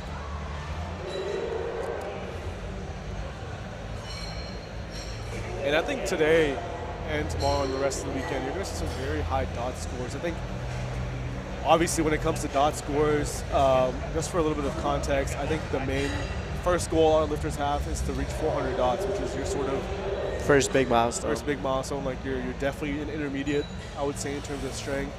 Definitely, at least one of your lists is very impressive, and you're up there with people who be winning local meets. But a lot of these lifters, you know, based on the qualifying totals, some of them are coming in with over 400 dots. Some of them are looking to hit it on the day today. Yeah, some lifters trying to hit probably 450, even 500 dots. So big scores here. Alrighty, so everybody is now benching. We have all 4 platforms. We are on the bench press. Platform 2 is the furthest ahead. Platform 1 and 4 will be pretty contingent with one another. And then platform 3, we are on seconds.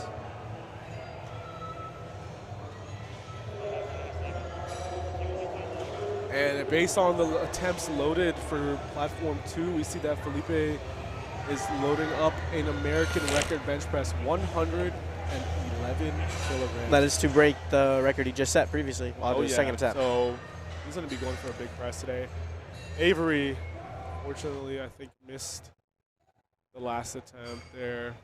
Oh. So platform 3, we have moved into our seconds. We have Paige with a 5 kilogram jump going for a 60 kg press. And Avery here. This is a big lift for Avery. She has gone up. And here on platform 2, Avery, I believe that is a bench shirt. Now, equip lifting in the bench press. A little bit, unfortunately, unable to make the lift. On platform 2. Avery, unfortunately, bumps out on the bench press. Now, while that means she will not be able to register a total, she can still go out there and compete and finish the deadlift. Now, equip lifting on the bench press, very different, just like squat, but with having a bench shirt on the bench press definitely changes up the strength profile and the way the movement works. I think of the way some of our colleagues have described it is that you are fighting against that bench shirt, sort of doing a lat pull down, rowing down, and I think that definitely changes up the way the movement works. What do you think? I'm not too familiar with the equipped bench, but yeah, it's definitely a lot trickier on your descent for sure. I've benched with a slingshot before, and that was definitely a little bit slower on the descent. But yeah, I mean, I think the biggest difference is just getting used to it. I feel like if you don't train with it, it would probably throw you off a little bit, but not 100% sure. Our local gym that we go to, Trueborn Strong, has a phenomenal equipped bench presser. Oh yeah, Trayshawn Hightower.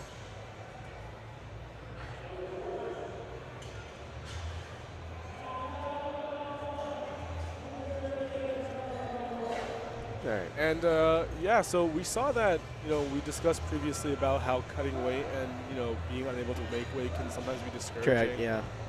And that does qualify you as a guest lifter, as Kaiser mentioned previously. And we have some guest lifters here today. On platform 1, Eddie Wong, she is a guest lifter, but however, just because you're a guest lifter does not mean your day is done. Is gone. You know, at the end of the day, even though it might not count for a total, it's still personal records that you were there to hit. Yeah. So I think it's very commendable, especially. It definitely sucks. It's sucks, definitely hard on you, but one way to look at it is, I mean, there's no stress on you anywhere. You can just go out there and have a day. Exactly. You know, enjoy it. You're probably not going to be as conservative unless your coach or handler wants you to, and you can really stretch out your thirds. You know, you can go for those PRs, go for a little bit heavier totals. But yeah, I think a lot of people don't understand. Like, a lot of these lifters have like been preparing for this weight cut for like a couple weeks. Yeah. So when you miss weight, it's detrimental. Good grind on platform 2 by Nat, our Casey lifter. Great grab by the spotters. And as a reminder, you know, the way qualifications work for Collegiate Nationals is that you have to qualify at a meet and hit the qualifying total at that weight class. So typically a lot of our lifters, especially as you go up in the weight classes, they'll be sitting at a much higher weight, cutting down into it. I think in general, the rule of thumb is you want to be a little bit heavier than your weight class just so you know you filled out and have that room to spare. Yeah, weight cutting is no joke. It's no joke. I think as a heavier lifter, because of the percentage of the weight, you can afford to cut down a couple of kilos. But as a lighter lifter, that's a bigger chunk of your weight. Yeah. So it's not going to really help you feel good. And Abigail smokes her opener, 62.5 keys. Already some big benches here, man. Opening above body weight is very impressive. Very impressive. So typically with lighter lifters, they'll typically open around body weight, especially at this level. Typically at the bigger weight classes, you're going to see people obviously opening up significantly over their body weight, but from a percentage game wise, you have to just know that these lighter lifters, it's a very significant amount of their body weight that they're lifting. I mean, Most obviously. definitely, yeah. Now, while we are having this meet, I think a lot of lifters are looking to hit a QT at this meet. We still have a lot of competitions coming up. Correct. Between now and Raw Nationals. So a lot of these lifters might be using this as a stepping stone, or if they missed the QT at this competition, we have some big ones coming up. So for example, we have a lot of our regional championships coming up, and regional meets have really stepped it up this year. I think they've really incentivized making regional meets a lot more competitive with the new handicap system they have for placing top 3 at regional meets. So coming up in June, we have Central and Midwest regionals. We also have all our other regions, so Southwest, Northeast, Southeast, and Northwest. And one thing to also note with the bench press, when it comes to powerlifting, you don't have to compete in all 3 lifts. You can still compete, only push pull. Yeah. For example, some people there is a bench press championship that people can compete in as well if you really just want to put down the total. And I think these competitions are interesting because now you're giving it your all for one lift. Now on platform 2, Felipe has loaded another 3.5 jump for to further extend his American record. So let's see if he can keep this momentum going into his 3rd attempt on bench press. 245. That is about over double his body weight. Ridiculous. Very impressive lift.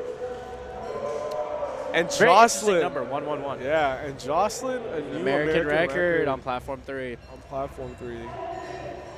Loaded up here. Let's see if Felipe can carry this momentum. I do believe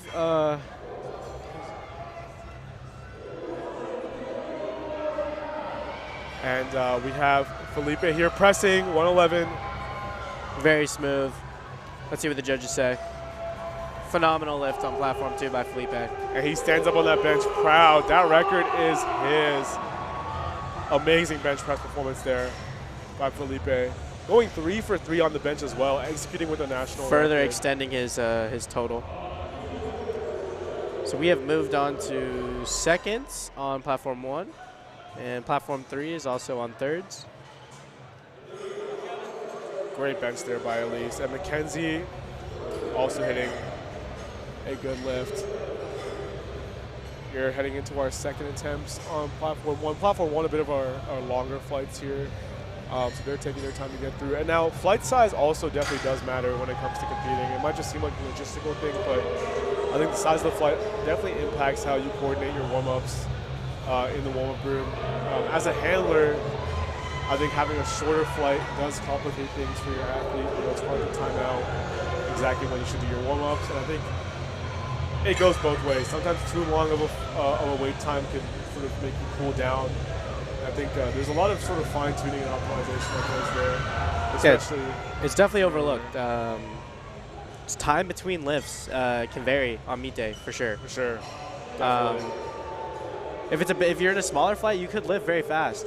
And another thing is your attempt selection also does impact when you go. Exactly. You could open extremely heavy, and then you could hit your lift. And if everybody else just goes for a heavier second than you could lift pretty much right after your exactly. opening. That was a good point, Kaiser. So I'm sure, as all of you have seen so far, the way the order works for lifting is based on the bar weight. So, based on your openers, there might be a different order than your second attempts because it's all based on how the bar is loaded progressively. And as Kaiser said, you could find yourself with a very short turnaround if you see that, you have to retake your openers. So these are things that lifters have to consider when it comes to when they're lifting during the schedule. For sure. And a lot of lifters also, typically maybe in training, if you take longer breaks in between each lift, on meet day it'll be a shock when you have to hit your next lift in under X amount of time. So or it could be different. You could go pretty quickly in between your warm-ups and your top sets. You can go boom, boom, boom. And typically that could also impact how you lift on meet day if you're not used to taking shorter or longer breaks. And it's been some great lifts here on platform 1. Everyone so far has pretty much successfully hit their second bench attempts, and we have our thirds loaded in as well. We have May going for 57.5 keys here, and Haley also hitting 47.5. I think she had missed it prior. Exactly. I think we're on to She the got bench 2 for a white second lights. flight here on platform 1. I believe platform 2 and platform 3 we have moved into the second flight. All right, now lifters. on platform 1, I'm seeing a very big bench opener here. 127.5 keys. That is approaching the over 300 mark. Yeah, that is a very big bench press for anybody as an opener. So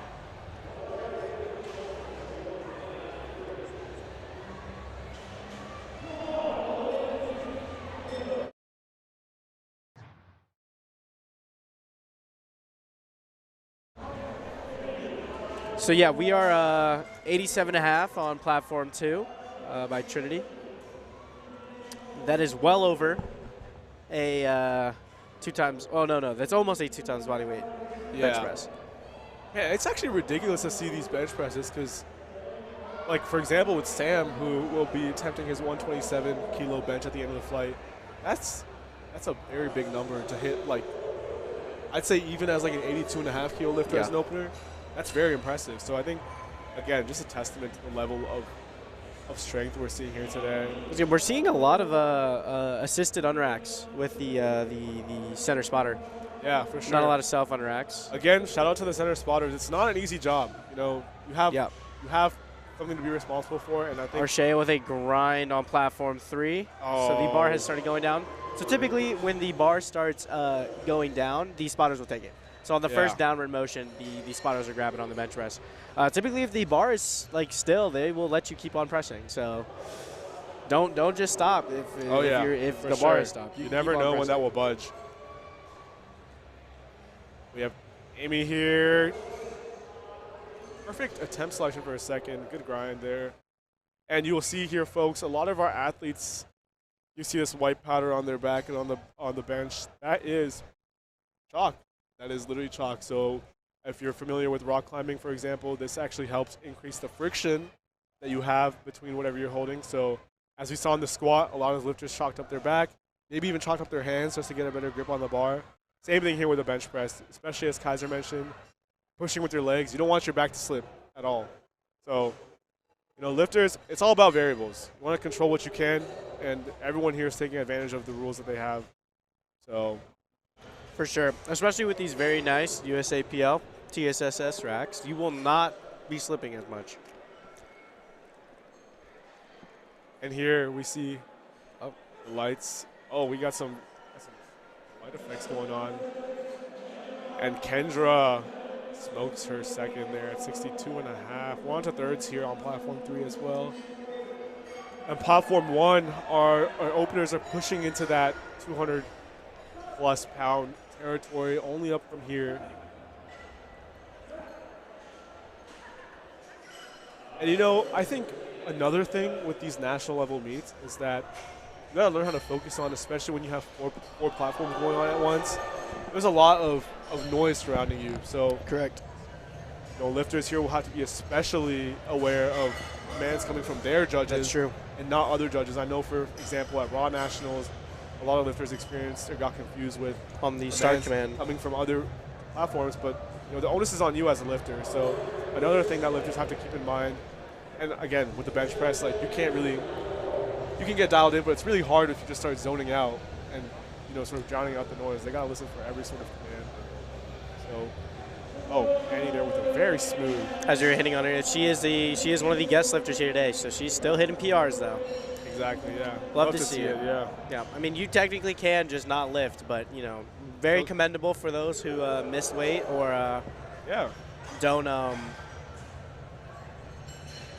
end up bombing out on one of the. You know, you worked very hard lifts. to get here, so there's really no point. There's no point in wasting that prep. Correct. And you're still on a national stage. Enjoy being on the national stage. You know. How many people can say that? It's very impressive to even be here. Exactly. And it looks like we have a American record loaded up on platform 4 for Anna Castro. 62.5 keys there, and 67.5 keys on platform 3 for Olivia, going for her third. Abigail taking 65 on platform 1. Lifters taking full advantage of that 1 minute that they have to set up. Really no rush. I mean, 1 minute seems like a very short amount of time, but you'll definitely see it on the on these American record attempts. You know, take your time. Everything dialed in. Especially because these American records tend to be towards the end of the flight. So by taking this extra time, they're also giving all the other lifters additional time. So when you take a little bit more time to hit your next lift, you're not only helping yourself, but you could be helping other lifters by giving them a little bit more of a break.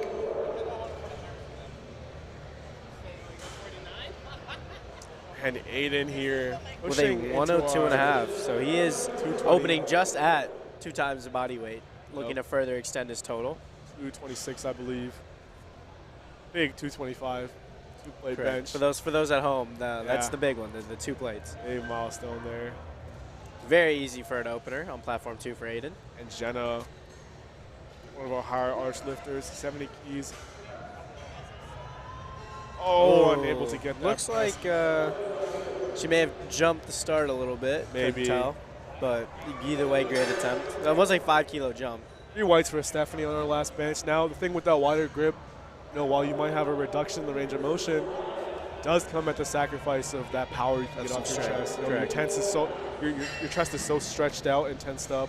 Keeping that lighter touch is very difficult, which is why you'll see some of our lifters taking a closer grip. It might be harder at lockout, but they can get off that chest. Again, it's what works with you. I mean, I'm sure everybody watching can relate who lifts. On platform 2, we have Tyler with a 105 opener. Once again, a little bit over 2 times body weight, looking to further extend his lead. Now, Tyler, heaviest squatter of our last. Looks like he had jump start. He's looked like he hit the rack. May have hit the rack. Still gets the press command. Still completes the lift. Let's see what the judges say. So that's a no lift. I'm going to assume it was on commands. I think he may have jumped the start command a little bit. But I think that puts Aiden in the lead currently for the 56 kg men. Now, Tyler, very impressive squat, but still benching out here near the end of his flight. Definitely up there with the big dogs. Now, Austin, 115 is, I do not believe this is a record, but this is a big bench regardless. And we have Anjali here with with a 67.5 key bench as well for her second. Big benches all around.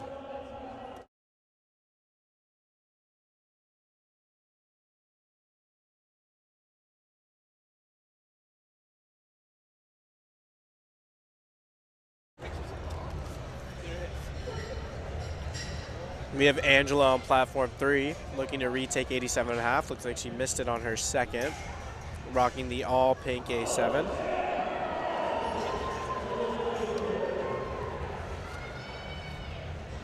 It looks like we're still hitting openers on platform 2. We are in the double body weight range still. Consistently, we have 115 for challenge. Looks like Angela's going on platform 3.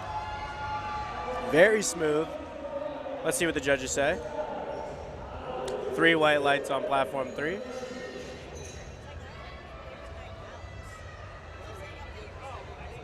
Now, a lot of the times your jump on bench can be pretty big, going from your second to your third.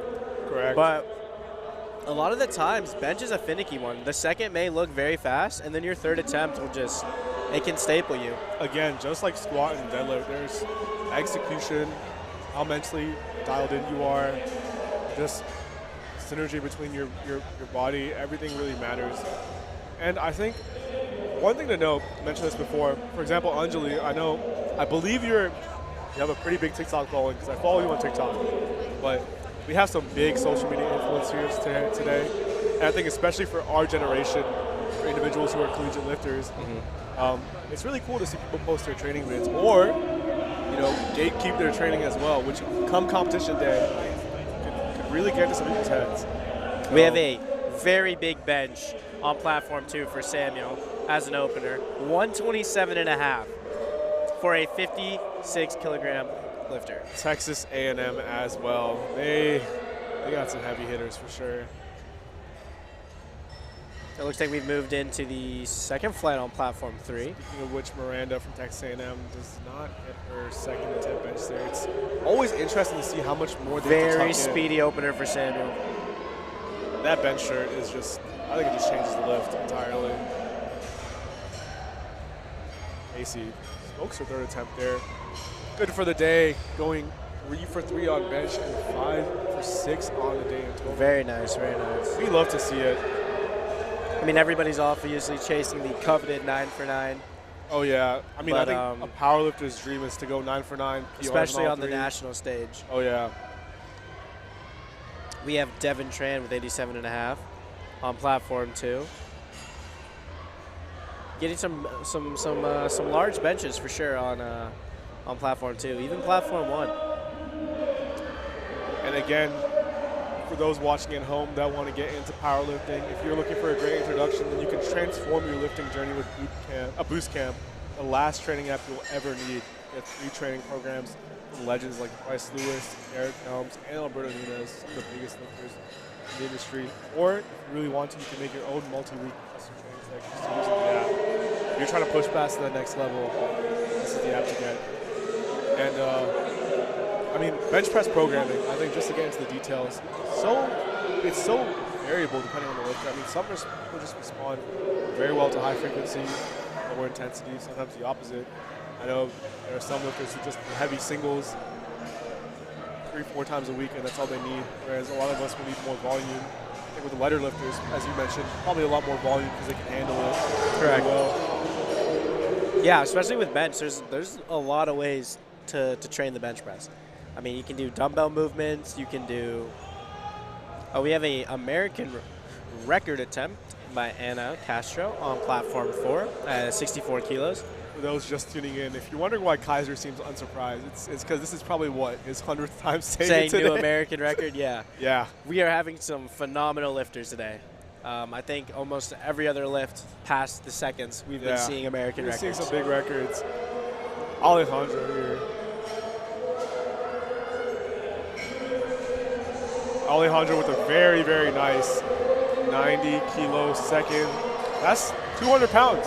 So Anna is currently getting ready for the bench press. So for a heavy bench press, what's your main approach when you're going for that third attempt or that all-time PR bench press? Right.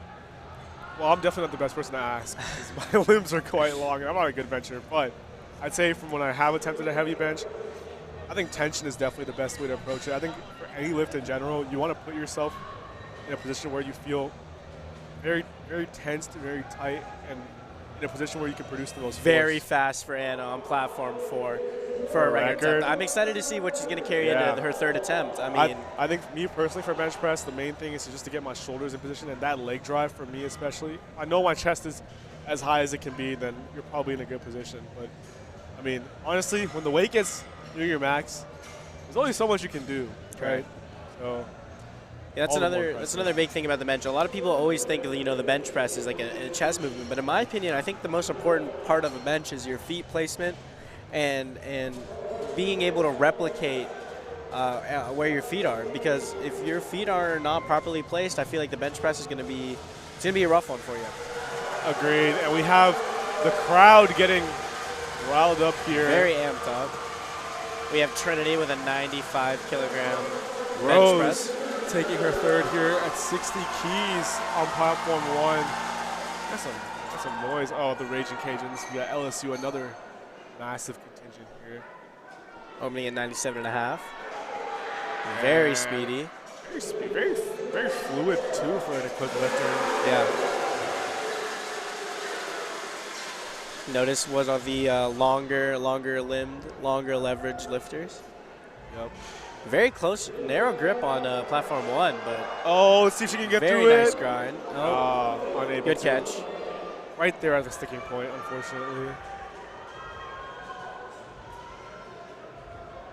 And Rudy taking 100 here as an equip lifter. With a 100-kilogram opener on platform 3.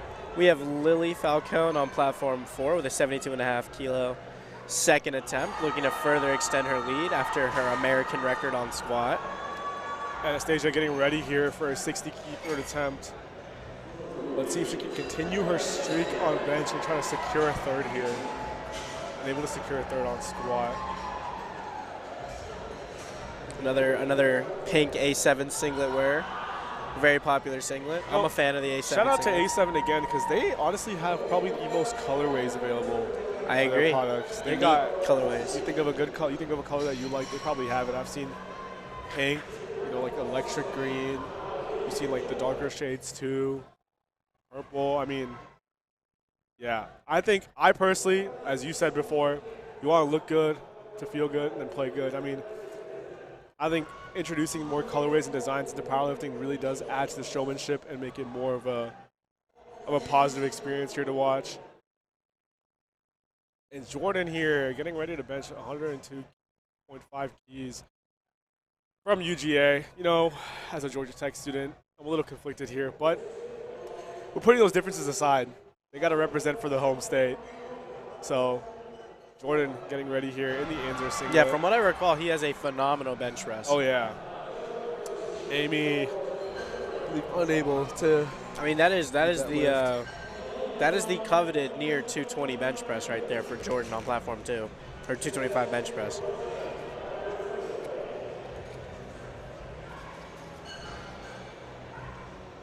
Got a little bit of sinking action. Very quick off the chest, though, for Jordan. Looks like a good lift. We'll see what the judges say. Now, let's talk about warming up. I think warming up is always very interesting. For sure. Especially when it comes to near maximum load attempts. So I think the best way, as you can all see, is that in powerlifting, obviously, when competing, 9 attempts, 3 attempts per lift. But it's weird the way you approach them. I think people try to treat the first attempt, your opener, as a last warm-up almost. Typically because it's easy enough for you to get on the board, but it's still substantial. Correct. But how about warming up before that? How do you think, what are some of the ways that lifters approach their load selection or warm-up routine? I think a lot of it, especially on meet day, is listening to your coach. But in the gym, I think trying to keep your warm-ups consistent. If you know you're going towards a certain range in weight, like have pre-planned jumps. Like, so say you're going to go over 200 pounds on your bench press. You should have a objective idea of what warm-ups work for you. I know a lot of people on certain lifts like bigger jumps. Some people like smaller. Some people will increment. They'll go like one red, a yellow, another like.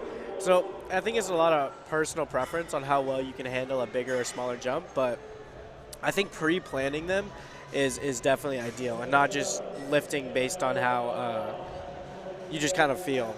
I think you should definitely stick to a plan, and I think your warm-ups can definitely make or break your top set. So going into platform 2, we have 105 for Tyler. He's going to look to get on the board for the bench press. Oh, very smooth. Easy So I think fix. it was just an unrack issue on his opener, but Easy he fix further on execution. extends his lead, I think. Now Tyler, I believe one of our longer-limbed lifters, so Which is surprising. He still had a phenomenal squat. yeah. I think he set the American record, He and did. then So phenomenal bench, already over 225. I'm not familiar with his training, but I believe just based on what I think he might put up a big deadlift. Probably one of our lifters to watch here in the weight class. For sure. The battle between him and Aiden. Aiden right now is going to take a 5 kilo jump over Tyler on this. Looking at the flight, I see 133 keys loaded up for bench press for Sam. And 133, that number looks like very they're trying quick to chip a bench for record. Aiden. I agree. 130. Now we're getting in towards that 300-pound bench press mark. Oh yeah, that's big for just anybody in general, and to see that this body weight, I mean, yeah, he is approaching almost a 3x, well over. The coveted 300-pound bench press. But yeah, right now it definitely looks like the battle to watch on platform 2 is between Aiden and Tyler. And Annie pushing through, and she gets Phenomenal her third bench. there. That's Even what though we're she's a talking guest about. lifter, way to show out and take And a she's 5-kilo pumped. jump for the third. Let's go. That's what I love to see. I mean, people just coming out here, and ultimately, I think a lot of powerlifting even though we do have some team settings here at CNATS, it's individual. You know, No. you've worked a lot for. Now, correct me if I'm wrong, but I think I'm seeing a 135 opener on bench press for Eric, one of our clip lifters here. Oh my goodness. Now that is in the 300-pound mark right there. Correct, and you can see arms are super stiff in that bench shirt. Still, I mean, the respect I have. I mean, it's not easy to bench against tension like that. It's changing the entire pattern. As you see, a little bit slower on the descent. Very controlled touch. Beautiful touch point. Oh, Oh, a little bit of balance. good grab by the spotters. Once again, shout out. Abigail grinding, and she hits that Phenomenal third there, press. 67.5. It seems like a lot of the thirds on platform 1 are in that 67.5, 70 kg, Very well, yeah. Very well noted. mark. That's well over a plate bench press, and that's very impressive, especially at this body weight. We have Austin on platform 2 with a 122.5 kilo jump. All of these lifters are goodness. approaching that 300-pound mark. Isabella getting ready here on platform 4 for 52.5 keys on her third. Making some very good progress here throughout these flights. Good press for Austin on platform 2. We'll see what the judges say. 3 white lights. And now, oh yeah, here we go. This is an American record attempt. 133 kilos from Samuel. Very impressive. Man, this is For a second. For a This is second. ridiculous. I wonder what he has in the tank. I believe now this is another thing with attempt selection. Since his coach probably knew he was in range for a record on the second, why not go for it? And it looks like he looks may. like he'll have it because I see the seconds are in, or the thirds are in rather for this flight, and it's him. He may be approaching that 300-pound. We may see a 300 press from him on his third attempt. We'll see how this second goes.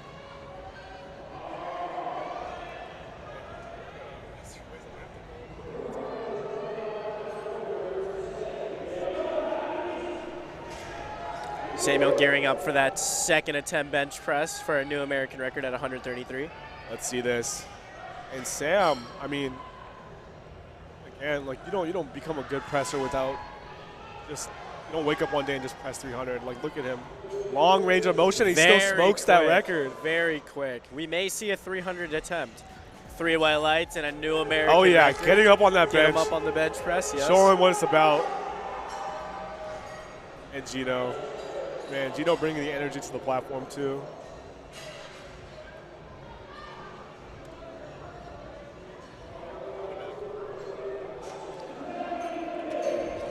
Alrighty, so we are basically on thirds for platforms 1, 2, and 4. We're taking seconds on platform 3. Big press by Abigail on platform 1.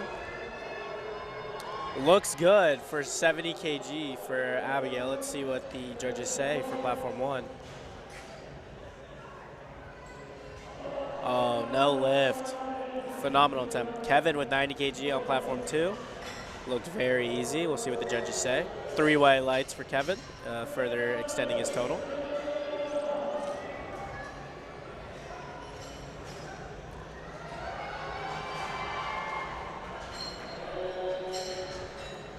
So currently we are moving into, I think it looks like we're moving into the second flight for platform 1. We have Lawson on platform 3 looking to still get on the board with a 100 kg opener. So another equipped lifter.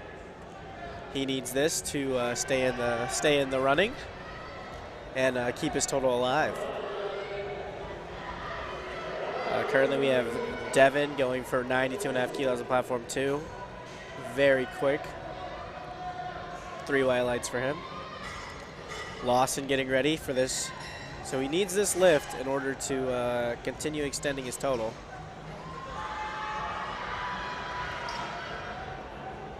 Moved relatively well off his chest. Good grind on lockout for Lawson. Let's see what the judges say on platform 3. And one white light, but no lift nonetheless.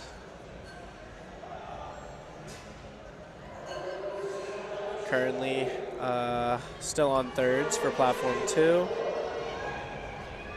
We have Alejandro going for 95 kg.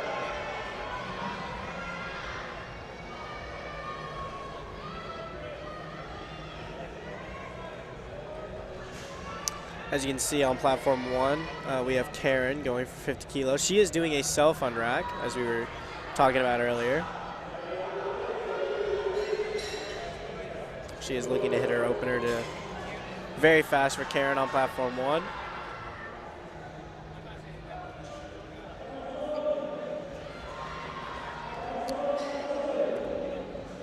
All right, and we have another record attempt here. On platform 4, it looks like, for Anna. She is looking to further extend her previous record of 64 kilos on her second attempt. So now this is well over your one plate bench. Oh yeah, the original coveted benchmark Oh, for new gym goers, and she is taking this for a new American record on her third attempt. And here on platform 1, we're already on to our next flight here. Toshida going for 52.5 keys. Again, body weight opener, still very, very strong. And here on platform 2, we have, I believe, Mason ready for his third of 95.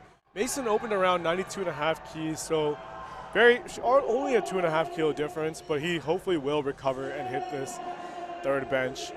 Anna attempting her 67.5. Phenomenal press by Anna on platform 4. Way to extend her American record by 3 more kilos.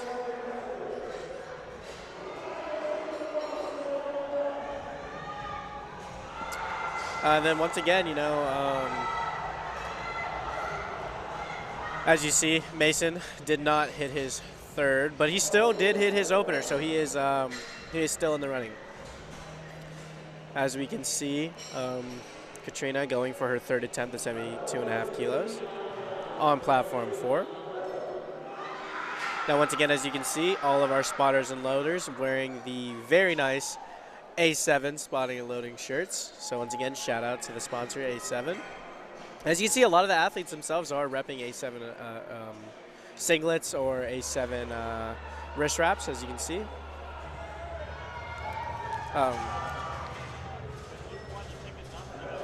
And A7, as Kaiser mentioned, will be coming out with their new deflection collection, launching this Friday. So if you're looking to look real good while powerlifting, for those watching, consider A7. A7, very high quality products. I mean, I've had some of my A7 products for well over a year, 2 years now, and I think they've lasted a very long time and very high quality. So quality matters when it comes to powerlifting, you know, especially if you're a powerlifter who should be growing in weight class as you lift. A lot of your products will have to hold up to your increase in mass and rigidity. So I mean, especially for us Georgia Tech powerlifters, we have those sweet Georgia Tech powerlifting singlets. Those have not been on display today, but they will be for sure later on in the week. Well, we've seen some custom singlets for sure that look like they've been sponsored by Correct. A7. So Lily with a 77.5 kilo press to further extend her total Trinity on platform 4. taking his third of 102, and Easy for Lily on platform 4. very easy for Trinity there. And Jordan getting ready For a 105. 2.5 key Kilo jump. bench So press on again, platform with the bench, smaller jumps. Just because it's a small jump and might not add to your total doesn't mean you shouldn't take it, right? Those kilos can definitely help you in the long run. Exactly, especially there have been plenty of meets won off of 2.5 kilos. For sure. So as we head into this meet, you know, you'll see a lot of these lifters are currently very close when it comes to their subtotal, which is their bench and squat totals combined. And you know, this is very important because it can sort of give you a projection onto how the meet might go for the rest of them. But as it goes in powerlifting, you got to pull. Projected totals don't mean much. Projected totals don't mean. You will see. And a grind for Jordan on platform 2, no lift. Good grab by the spotters. As some of you might have heard before in the powerlifting community, some of our lifters like to pull for the win. They have a pull on them for sure. They have a pull on them. And like, especially with these lighter lifters, you will see some phenomenal pulls. These deadlifts will make up a significant chunk of their total. And yeah, I would not be surprised if I see some high 300s, 400s. We may see a few 500-pound deadlifts today. Maybe. Tyler coming back out here for 110. A lot of Midland lifters here on platform 3 and 4. And Madeline here opening at 62.5 keys. So now we have Tyler on platform 2 going up 5 kilos with a 110-pound attempt. Looking to Vincent, further extend his total. We're ready breaking to into the 200 kilos subtotal. Exactly, yeah. A lot of our totals here on platform 2, very large. I see Samuel has loaded up 137 keys. That is a 300-pound bench press. I believe so, and that's a 4-kilo jump from his previous record attempt. Which he smoked, looking to further extend that American record. Exactly. So we have Tyler gearing up on platform 2 for his 3rd attempt. First attempt, I think he was hitting the rack a little bit, but nonetheless, he smoked his 2nd attempt. Very quick press for Tyler on platform 2. So I think that will bring him to 200 kilos, 201 kilos. So we have broken the 200 kilo mark.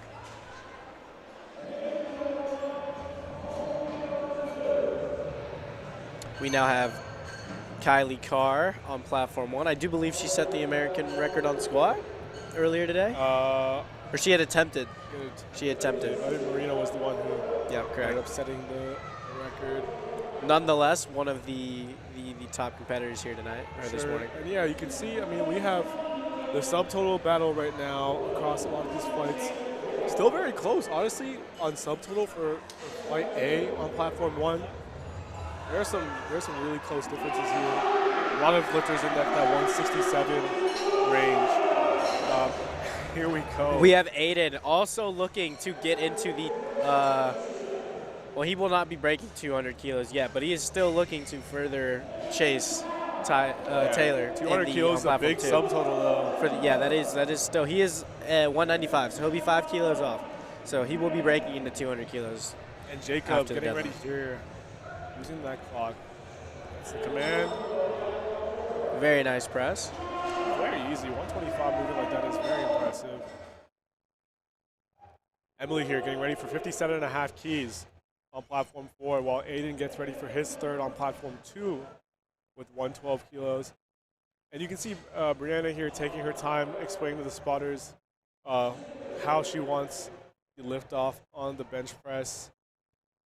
And you know, again, we mentioned before, you know, lifters posting their training videos online. A lot of I think the majority of lifters, especially in this age group, do post and share their training online a lot. I think for most of us, it's just so we can share how our training journey progress, is going. yeah, for sure. And part of this important part of powerlifting, but you will see at that very high level, especially where it's competitive, some lifters will choose not to post their strongest their strongest training totals. And part of that is very strategic, especially when it comes to competitions like this. They don't want to let the opposition know what's in the bag. Okay, so I don't really know today how that's going to play out, but there's possibly some of these handlers are playing around things that they don't really know. So definitely a mental battle here. Some of these for sure. On platform 3, we have Corey still looking for his first press of the night to keep him in the meet and to further extend his total of 200 keys.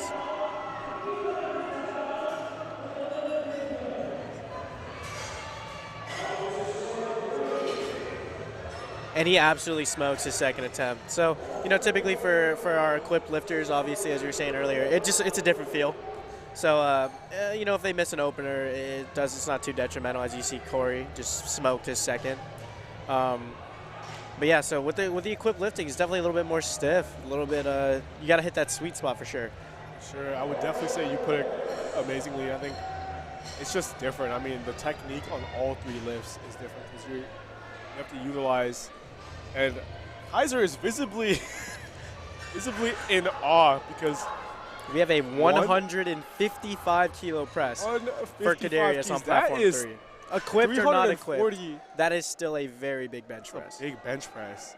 That is like a considerable bench press for someone competing at 90 raw. So correct. For context, I mean, tell me right now, folks, who do you know that's benching 345 kilos? Like 345. Exactly. So we have broken the 300 pound mark. And we have Samuel getting ready to further extend his American record by 4 kilos on platform 2. Tyler smoking 77.5 keys in her opener.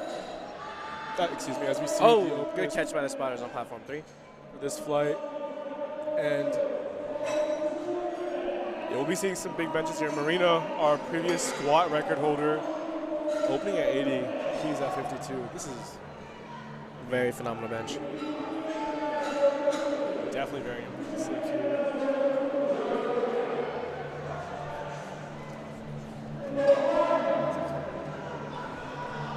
And yeah, you can see, I mean, the rack heights, especially on bench, they're going to go up and down a lot because, again, Arm length. How, if Width, you want it, how wide you if hold you it. want more of a pressing motion versus just like a pull forward there.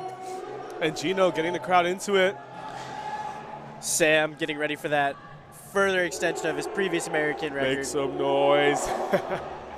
This is a very impressive bench press for a 56 kilo lifter. And Lawson needing this last bench to stay in the competition here on platform 3. Oh, and he hits it quite easy. See what the judges say regarding the lift. 3 white lights, he And is he's still in. All right, Sam. Sam getting ready to take this 303-pound press, I believe. 37. Very easy. Breaking his own Phenomenal record. lift. Breaking his own record by 4 kilos. And Sam, And still had more in the tank. calm and collected. Phenomenal lift. Phenomenal lift. So it looks like we're Amazing still job. working on openers on platform 1. We have Riley with a 85 kilo opener. And on platform 2,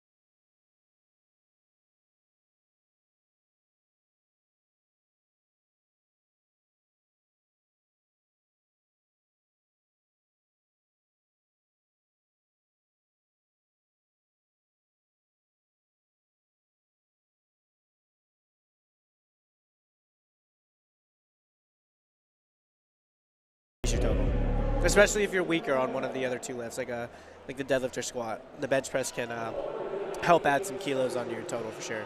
Most definitely. And we are getting started almost on platform 2 for the deadlift. The best lift of the day. Definitely the most exciting lift. Our lifters are definitely a little tired and fatigued, but come on.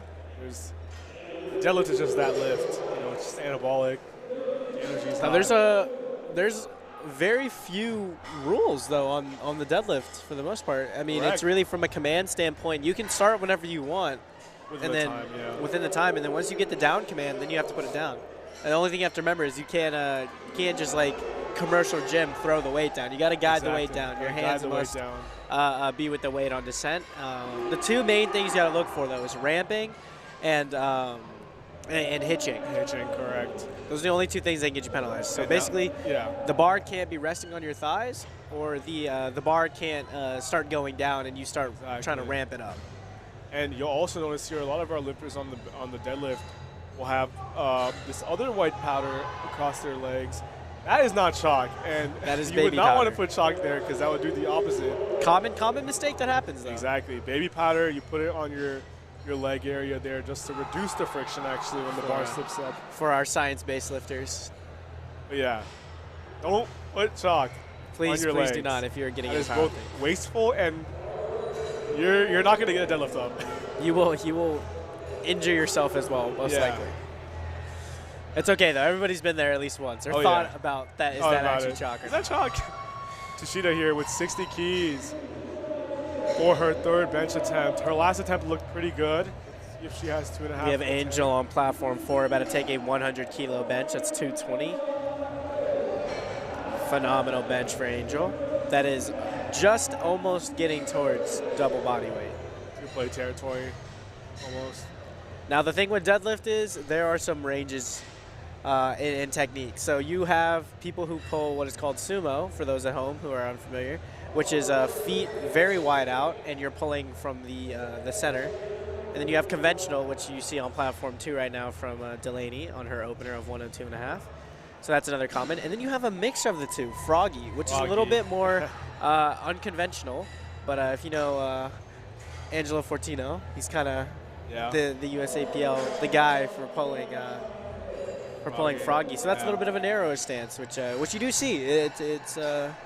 But there's also, like we were saying, there's just a lot of ways to lift, and for sure you'll see them all on display on the national stage. Those watching that, are aware of the differences and this sentiment in the lifting community that sumo is cheating. Well, I advise you to try out both and see, because Kaiser and I will both tell you the sumo deadlift is it's not as easy. It's not as easy as you think, nor is conventional. These are both technically different. And if somebody can pull a lot of weight in one of those variations and you say it looks easy, and it looks easy because they are a very strong individual. They are very strong. And they have very refined technique. Exactly. Some of the best pullers in the world pull conventional. Exactly. And then there's also various phenomenal pullers that pull sumo. It's really whatever. It's cheating on whichever way makes you lift more.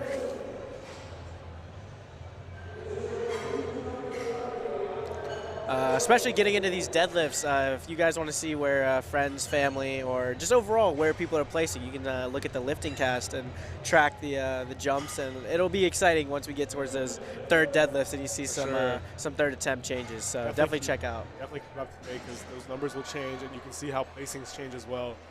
And I would definitely keep that tab open if you're tuned into the stream and looking to tune into your favorite lifter. Alice here taking 65 keys for her third attempt on platform 1. And honestly, I like the singlet here. That color coordination with the school insignia. As you're saying, A7 has a lot of unique and colorful colorways. I don't know of another brand that has that turquoise kind of colorway. I think A7 has just great grab by the spotters on platform 1. Good attempt. She still did hit her 62.5 kilogram second, so still a very solid lift. Now we're ramping up on deadlifts. We're already in the 300-pound range just on openers for these lifters. Now I don't know if it's going to come in play yet, but if we have any ties going into the third deadlifts, the winner is determined on body weight. So although being lighter will hurt you, to some extent, as in you may be weaker. If you end up tying with somebody else, you can win if you're lighter. The lightest man is the winner. So, but the number one thing that does matter is total. Total. Within the weight class, it Total does not matter if you are, 50.9 or 52.1. I mean, or whatever the weights might be in the weight class. At the end of the day, total is what matters, not dots. Not dots, correct. So, at least for your own weight class. your own weight class, correct. But if you want to win the whole thing, then dots will come into play. Dots will come into play. Another unique thing is for the deadlift, for those at home who are unfamiliar, you can take your shirt off. Correct. You can, as you can see on platform 2, you do not have to keep your competition standard shirt underneath your singlet. Correct, because unlike the bench or squat, I mean, that part of your body is not in contact with the bar. actual equipment. Yeah. So Correct. you'll see a lot of our male lifters especially, Yeah. they want to, and all our lifters actually, they want to show off their gains.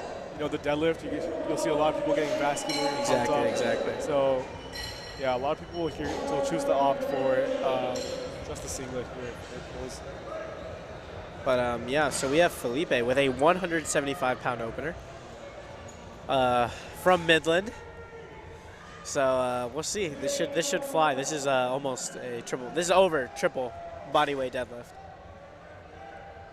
Very smooth. Yeah.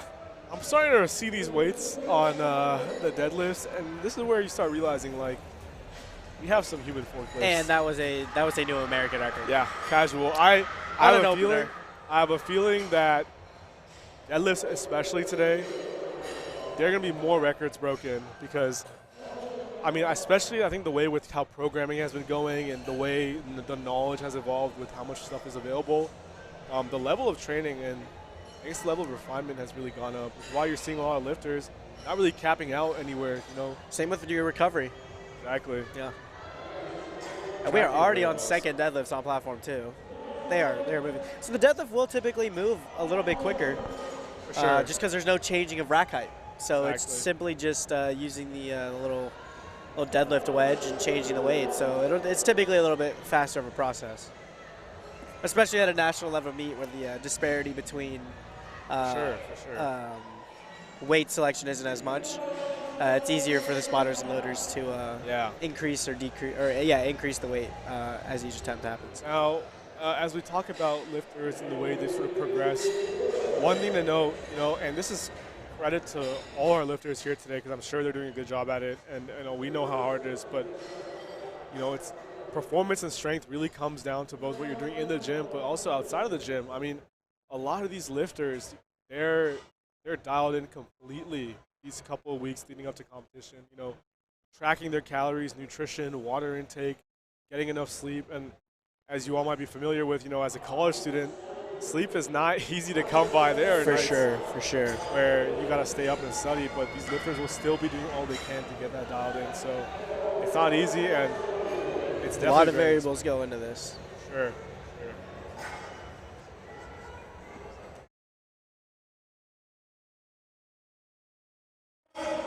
And so we have just learned that, get this, within our first session of the first day, we have already set 5 world records. That just goes to show you just the talent in the college scene right now. 5 world records. So yeah, it's really competitive out here. So if you're wondering why we're like, oh, another American record, well, it's because we're setting American and world records here in just the first session of the day. And I mean, I have a feeling when this entire weekend is over, like the level of competition just keeps getting better.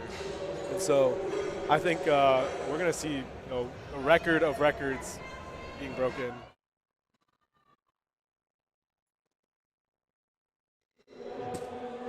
All right, we're approaching our closing on platform 1 for bench. I think we got about 4 more, and then we're going to be moving into deadlifts on platform 1. The platform 3 deadlifts will be starting very soon, and so then we're going to start getting underway. And again, once more, a shout out to our sponsor for the stream, Boostcamp. And again, if you're someone who's looking to get into training in the powerlifting style, you can elevate your training with Boostcamp, the premier powerlifting app, which is absolutely free.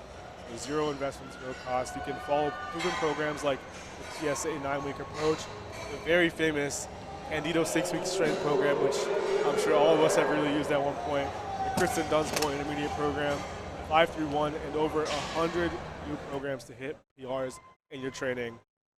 And if you're ready for a game-changing training app, you should definitely check this out. Looks like deadlifting has started on platform 3. And Tyler here with her third bench, 85. 85 kilos. Ooh, good catch by the spotters there on platform 1. Leighton with a very strong second. Now, I think the deadlift is definitely where you will see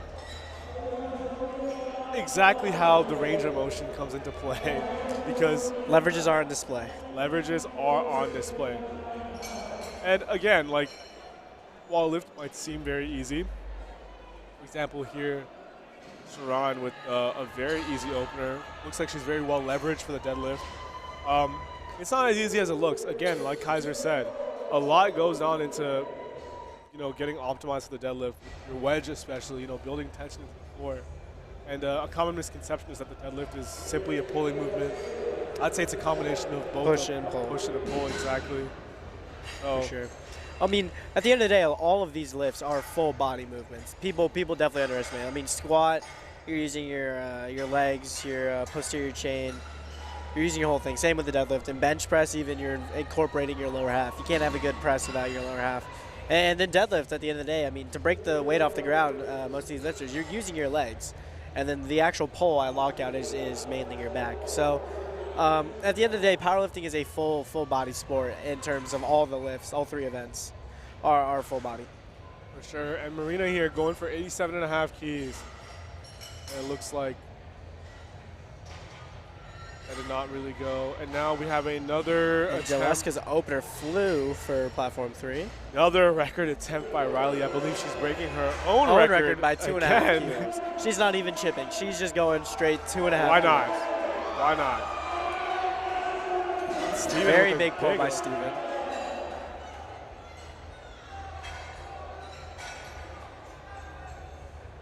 Okay, so actually you can only break world records with chips. So if it's an American record, it's the 2.5. So she is taking the minimum jump to extend her record. Still phenomenal press. This is over 200 pounds. For sure. Her previous attempt was just under, but this is over 200 pound attempt. And we haven't seen it yet.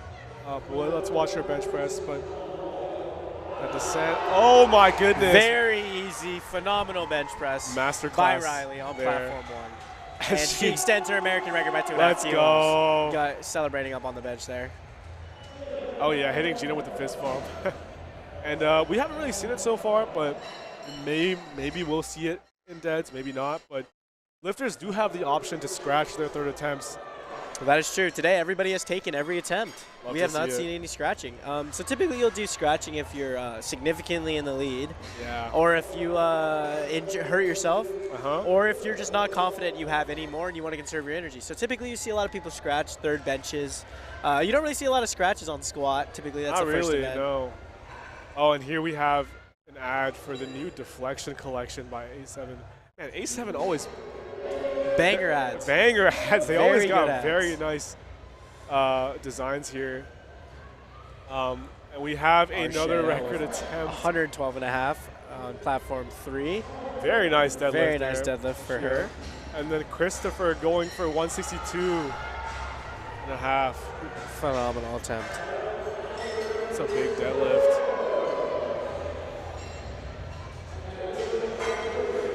So we're just waiting on platform 4, but we are almost all on deadlifts.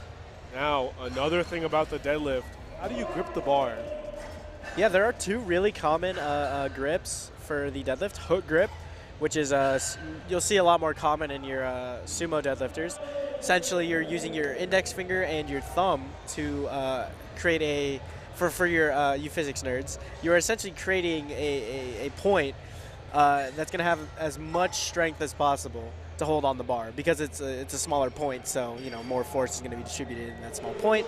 So yada yada yada. It's an efficient way to pull. It allows your arms to be longer, which you typically want on a sumo pull. And then you have your mixed grip, which is your traditional over-under, some people call it. You have one hand open and one hand over. And that's typically more common in your conventional, but there's plenty of sumo pullers, myself included, and same with UV, who pull over-under. Platform 2, we have Felipe with a 181.5. I believe that is over the 400-pound mark. That should be just over the 400-pound mark. That first time hitting 405 or 400 plus on the deadlift, I mean, that's impressive for anybody. It is just under. Just under, okay. However, this is almost a 4 times body weight deadlift. Man, oh man. And as you see, he is pulling with the over-under grip. Oh and my just goodness. Smokes it. That's, come on, man. Phenomenal lift. Let's see what the judges say. 3 white lights. It doesn't get, like, some of these records have just been like, it's just very easy. Almost, you wouldn't look at this and think, man, that's as difficult as a record might be. Really makes you wonder the capabilities of these lifters and how much they have in the tank. The top ends on a lot of, because like we were saying, some of these lifters may be only using this as a stepping stone for raw nats. Exactly. So we may not be seeing people fully showing out. Okay, it appears that Avery will not be coming out for her 3rd attempt. Exactly. But, a very classy move, though. There you go, yeah. Leaving that full minute, give some of the other lifters a little bit extra rest. Yeah, I mean, phenomenal. She made it to this level. Phenomenal attempts. You know. I mean, yeah, definitely. She showed out. I mean, yeah, while she did bomb out on the bench press. On the bench press event, I still think it's still very commendable that she coming out here and giving it your all. Especially right? a real classy move, like helping out your fellow competitors. I mean, at the end of the day, this is the national stage, so you deserve to be here. It's a significant accomplishment to have been able to come here, make weight, all the other variables. Sure. Battling school, taking off time from school to be here. Exactly. All around, really classy. I think that's the hardest part about being a collegiate athlete people don't talk about. I mean, time management for sure. Time management, and especially compared to some of your peers who might be in college. It's definitely difficult. We are wrapping up bench on platform 4 with a 110 bench attempt. That is over 2 times body weight for Victoria on platform 4. Looking to further extend her total. We have some heavy openers on platform 3. We have Jenna opening up significantly over 3 times body weight with 140 kilos. Oh my, and the A7 singlet, the classic. With the classy A7. Classic black and white. And I believe the notorious or 100. Another one of my favorites is watching people set up on deadlifts. Everybody has their own unique their setup. own ritual.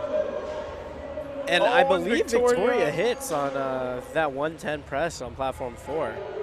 And the judges say 3 white lights. That wraps up crowd erupting. That wraps up bench on platform 4. So we'll be moving into deadlift shortly. Amazing job there. And one thing with the deadlift that's very important to note is the idea of pulling slack. And I think when it comes to pulling slack,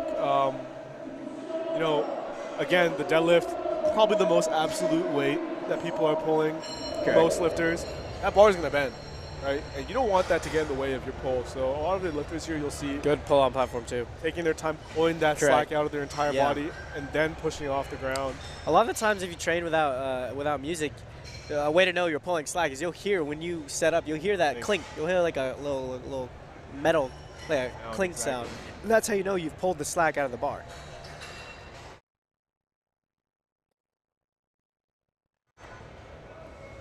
But yeah, pulling slack is definitely important when you are a sumo puller in order to get that weight off the ground. I mean, obviously when you pull conventional, it's a big deal, but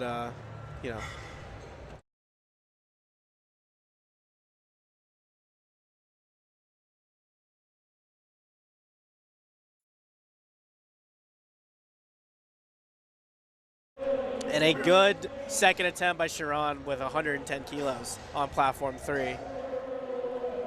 And 2 white lights, that's all that matters. All right, so we're still waiting on platforms 1 and 4 to start deadlifting, but 2 and 3 are going. And on platform 2, we have Peyton going for her 3rd attempt deadlift with 110 kilos. And on platform 3, we have our very own Georgia Tech student, Paige, going for her 2nd, also at 110. Pull is good for Peyton. Very fast 2nd attempt for Paige.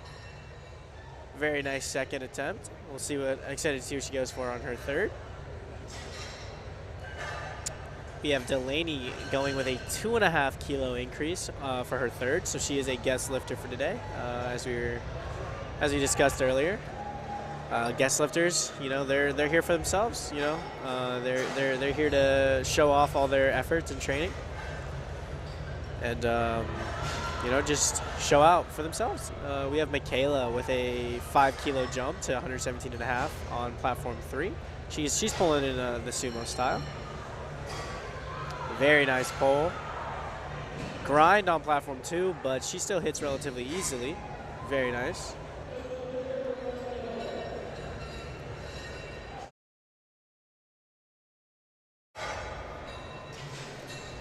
We have Steven with a 10 kilo jump on platform 2, going for a 160 kilo deadlift.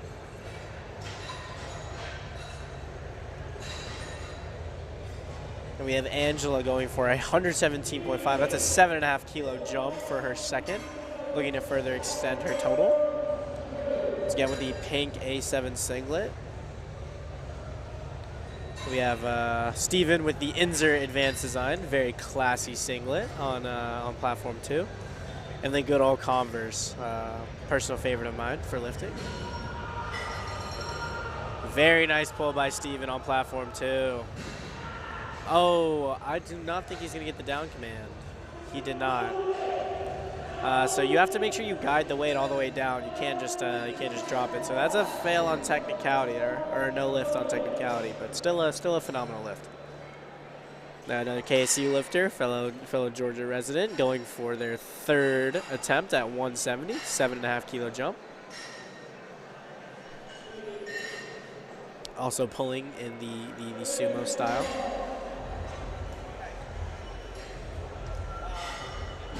Or more of a froggy stance, actually. Very nice pull by Nat on platform 2 to further extend their total. 3 white lights from the judges. Way to round off the meet. We have Arshea going for 117.5 on platform 3, and we have a American record attempt on platform 2 for Christopher. Very easy second by Arshea. Christopher going for a 7.5 jump with 170 kilos for his third attempt. Very nice. Way to finish the meet, Chris. The judges say 3 white lights on platform 2 and a new American record at the 52 kg class. We have Jaleska at platform 3 going for a 122nd attempt. So that's a 10 kilo jump. Very smooth. Let's see what the judges say. Should be 3 white lights on platform 3. There we go.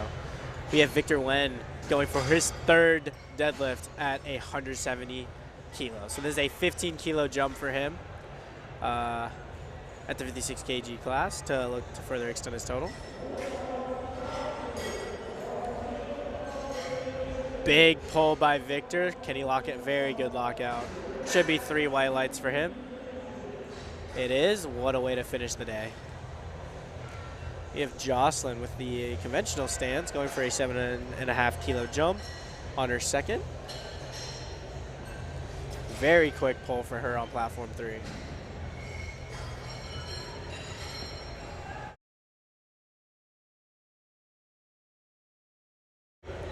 Jefferson is going for his third attempt, 7.5 kilo jump on platform 2. This is his final pull of the day. Rocking the A7 singlet. Very smooth pull for him. Good lockout. Way to finish off the day with a very solid 7.5 kilo pull. We have a new American record attempt again by Felipe. He is going for a 193 kilo third attempt. That is a 11.5 kilo jump going for his third. That is also just under 425 pounds for a third attempt at a 52 kilo. That's a 52 kilo lifter on platform 2. Big pull.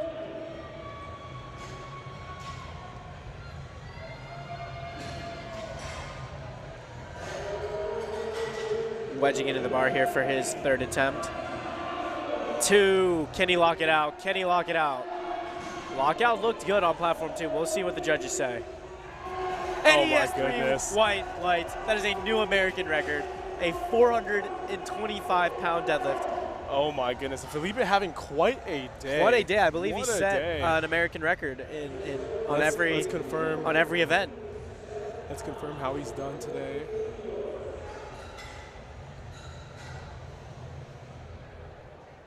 And Devin getting ready for 150. I believe starting our second flight here. And Felipe, to confirm, ended up with a total of 456.5 keys,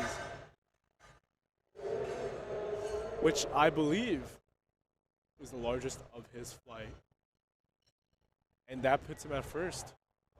Congrats to Felipe. Congratulations. What a way to finish out the day. You talk about ending with a big pull. As they say, he got a pull on him. Just pull, bro. Just pull. No, Just pull harder. Just pull harder.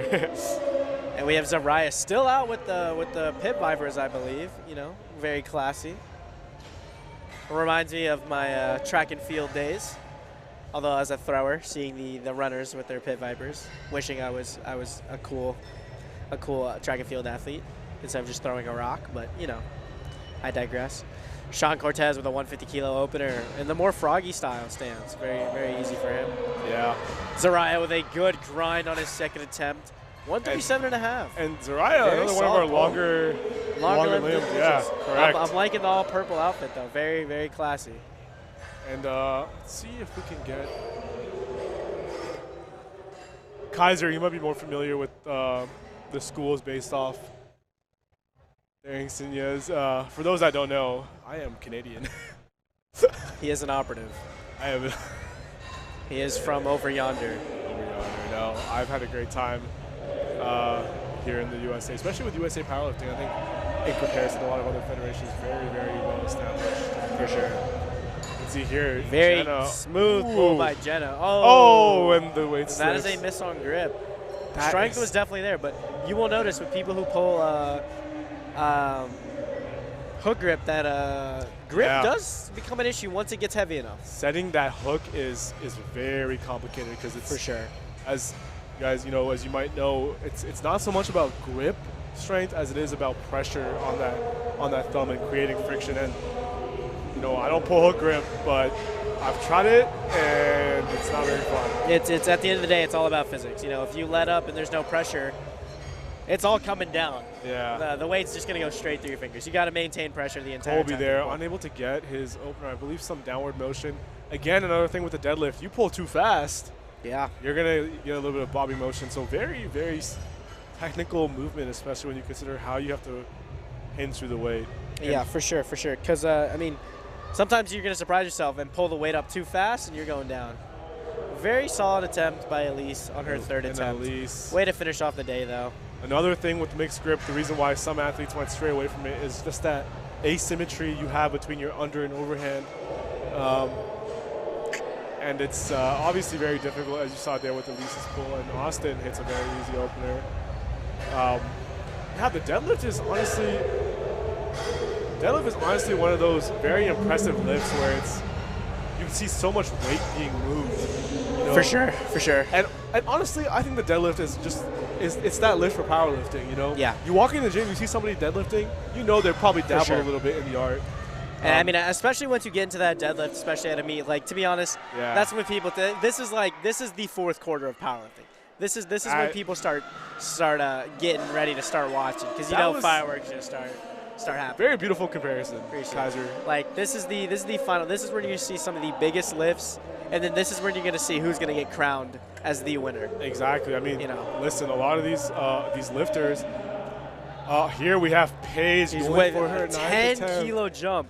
and she In is the ready. background, you can see her handler, Joel. If successful, this will move her from 7th to 6th place, which that's amazing. Phenomenal. For For her a first year. First year ever powerlifting. Come on, Paige. Oh, good, very good attempt by Paige. Good lifting. You can see there she did not lose position at all. Very hard to Solid do. day though for her first CNATs and first year in college. Amazing. Yeah, a lot of these athletes probably competing at their first. A lot of these athletes are very young. Yeah, not for like I'm sure. an old man, but a lot of these lifters, 18, 19 years old. I mean, think about them already starting off at the collegiate national stage. Exactly. They're starting off college. I mean, think of the trajectory The they growth, could have. yeah. It's really good for the sport seeing all these young lifters really being able to just show out on a national stage. Exactly. It's truly great to watch. Went back in for an opener of 95 keys in Trinity. Still battling it out as a guest lifter. Yeah. And is that the virus singlet I see? it is. And Very nice. grip width also is a little bit of an interesting thing because as you know with these power bars that we use, there's a rough part called the knurling. Correct, yeah. And that's usually where you're going to get the most friction and you want to sometimes grip. But, an interesting thing is two of like the best deadlifters in, at least in the U.S. that are 74s and 75s, Joe Bornstein and Austin Perkins, they both pull relatively on the smooth. And they don't take advantage of the knurling. I mean, I've kind of switched to pulling on the smooth a little bit more because I've been ripping my calluses. But what a lot of people underestimate is the significance of chalk. I mean, it's just basic friction. So at the end of the day, if you're reducing moisture, you're going to be able to grip onto that bar. For sure. Smooth or rough. The big pull by Samuel, 180 kilos. And a lot of these, extent. and Samuel, I mean, he had a big bench, and now he also looks like he's having a big deadlift. Big pull, so he may be coming up towards Aiden and Taylor for that's the. a lethal combination right there. Speaking of Aiden, he's coming up with a 190 kilo opener. I mean, that's ridiculous. With the A7 singlet, you see, took the shirt off, show the gain, show that you're more than just a powerlifter. And Arshia here with her third 122.5. Gets a very Very strong big wedge. pull. Oh my goodness, can she lock it out? Can she lock it out? Locks it out. Will it get called for maybe ramping? Good attempt though. Good attempt there. Most likely ramping. And that's when when it just rests a little bit on your thighs. Jordan. And Jordan Howard, mentioned, as we said 192. earlier, when we saw this man compete for the first time in person, truly an amazing lifter with a 192.5 opener at 56. This is almost like a 3.5 times body weight pull. And Jordan, I recall from the collegiate class, the energy he brings, especially to his death. Oh yeah, he got the motion. He's ready. Good wet. Phenomenal pull. He's come here to fight. He is standing on business. He is standing on business. Oh Very my goodness, nice Michaela. Oh. So we are currently on our third attempt on platform 3. It looks like we're starting up openers on platform 1 and 4. So those should be pretty in sync. But some of these pulls on platform 3, they're getting up there, for sure. It is getting loud out there for these third attempts. I mean, it's like almost like an earthquake. You can feel it. We're way behind the platforms. But Jocelyn for a 127.5 third attempt on deadlift. In the virus singlet. Where she's almost pulling 3 times body weight. And this is the pull to keep her in first. So this is for the win. This is for the win. Let's see if she can hit this. Very easy pull for Jocelyn. Way to finish off the day. Great call by the coach there. Most likely. 3 white lights. And she hits the flex. She knows. She knows. She knows. Very confident walk off. That's how you stand on business. That's how you stand on business. And Catherine here, 107.5 for her opener here, beginning, I believe, our next, or continuing our first. We have Mason going for a 200 kilo lift for his opener. Very speedy. We have Jaleska. Didn't break the ground with 127.5. Okay, now some of these openers are kind of getting ridiculous. We have an American record for an opener on platform 2 by Taylor. Tyler. I apologize. I was unfamiliar with your game. I will have to give you a follow after this because 242. This is a almost 540-pound opener by a 56-kilogram lifter. Tell me right now, who, as like an average gym goer, is hitting 540? This lift will put him very far out of reach of the other 56s. Oh yeah. Man. And in the background is that Enter Sandman I hear. Yeah. Because I think the Sandman is coming for a American record opener. Oh yeah. We have I guess the lifting board has not updated, but Stephanie here in the Rose A7 colorway. Very nice 107. opener. Third attempt on platform 3, an A&M lifter. Olivia Let's go, Cohen. Tyler. 132.5. Interested to see how he pulls. Oh, a sumo. Very nice. In pull the by Anna. A7 socks and A7 singlet. Oh, wait, what a maybe not the third A7 by singlet. Olivia. And Let's see how this Tyler- opener moves. Oh, let's see how he gets this. Big wedge into the bar. Wow. Oh, he tripped over. He trips over. So that's what we were talking about, pulling up too fast. If you pull too fast, Yeah, for sometimes sure. it'll throw you out of position. Too wide as well. I mean, Tyler Exactly. obviously extremely well positioned for this deadlift, but any sort of imbalance at the top is going to get him. But the strength, And another thing is he has a very wide pull. Yeah. So Yeah. With wider deadlifters, you will see that the lockout at the top does suffer a little bit. You're trading speed and range of motion off the ground for a lockout issue. It'll definitely be cleaned up in his second attempt, I believe. But typically, when those wider pullers will suffer at the top, because if that weight gets up too fast and you're not able to really wedge in and sit up top, it can cause you to miss a lift, as we just saw there. So we have Colby still going up 5 kilos after his missed opener on platform 2, but looks like he's confident. Very nice pull. Let's see if he gets a down command. And Colby has successfully completed the meet here today. He is officially has a total. So he's in it no matter what. Zariah going up. I think that is a 5 kilo jump? Yeah, 5 kilo jump. With the I'm a big fan of the all purple and the Pit Vipers. Very, very I like it. his fit stuff.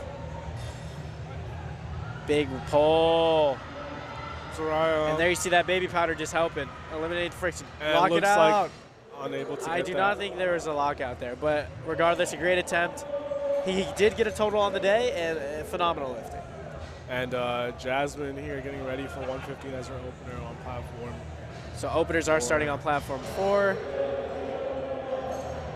Devin getting it's a Jenna no lift going in for the a second 5 there. kilo jump after her miss on her second, I think, on grip.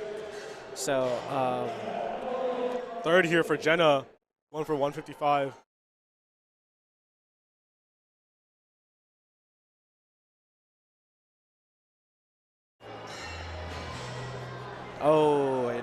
in a rough miss, but she still did hit her opener, so she still did hit a total. On the And you day. know, that's where you see the higher stakes pull. That pull was to get her into first. So, I mean, you're there in the moment. You got to take it. You got to take it. You never know.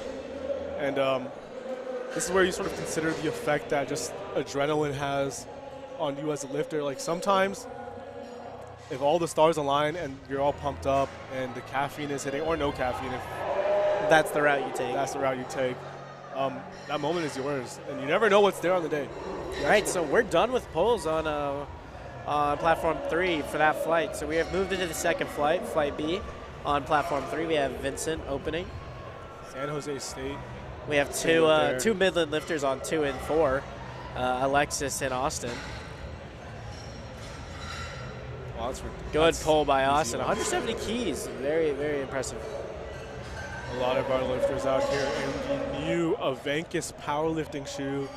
Very popular shoe that's been taking over this this community by storm, I'd say. I mean, footwear obviously does matter when it comes to lifting. I think Avenkis has done a good job of creating a multi-purpose. I was definitely a doubter. I was a big. I used to lift in only Converse, and then I got my Advances, and I'll tell you what, it was definitely nice.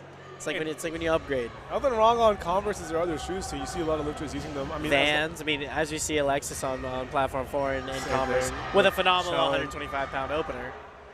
But at the end of the day, it's, as long as it's flat, it's good.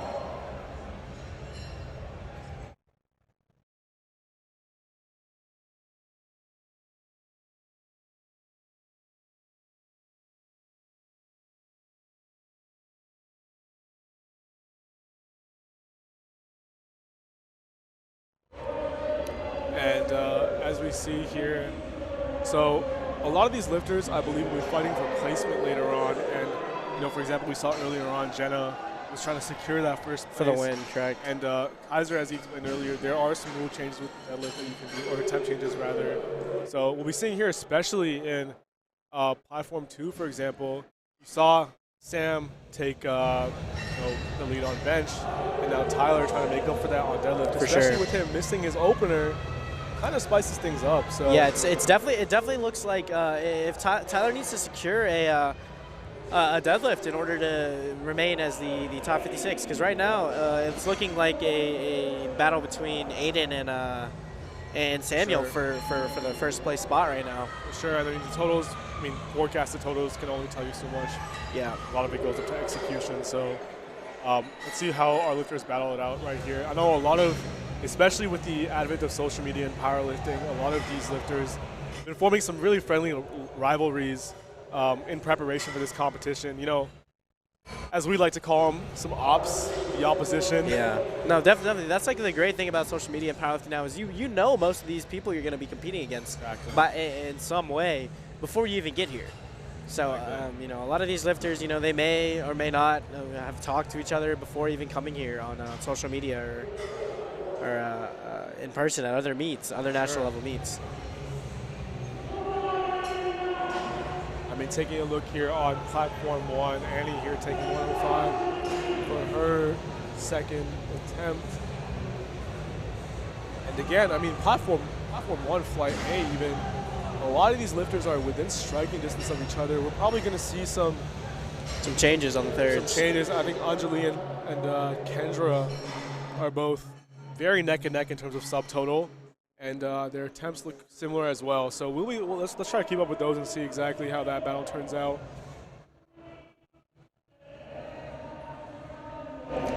Yeah, no, speaking of which, we have, as you can hear, the crowd is getting loud. We have Sam, I believe, on platform 2 with a, not really sure. Oh, yeah. So we can hear them back here. We can hear them back here. So Sam with 192.5 pull for his second attempt. Little rough on lockout. Yep. Might be a no lift, but we'll see what the judges say. And we can hear the crowd from all the way back here. One white light for Sam. So that makes it a little bit interesting to see how Aiden now approaches this. I would not be surprised if the audio from the crowd starts getting picked up on arm mics. I mean, we are over 150 feet away. For these second and third attempts, people start getting really high. Screaming. The lifters will start getting into the moment. I mean, everything is going to be let loose here. And now we have Jordan on platform 2. Now, when it comes to equipped lifting, lifters will use a deadlift suit, actually. And I think the way that works is a little different than how some of the other equipment works. Jordan with a big second attempt pull. Oh, my goodness. Very easy. Let's see what the judges say. That was 205 right there. Lights. Phenomenal pull by Jordan. Wonder what Jordan will load on his third attempt here. Jordan also very competitive with the subtotal right now. 485 projected. The 56 kilogram battle is definitely heating up on platform 2. I mean, if Tyler secures his 242 pull, it will widen the gap. Him as the first place lifter in the 56 kilogram weight class. Still plenty of lifting to go, however.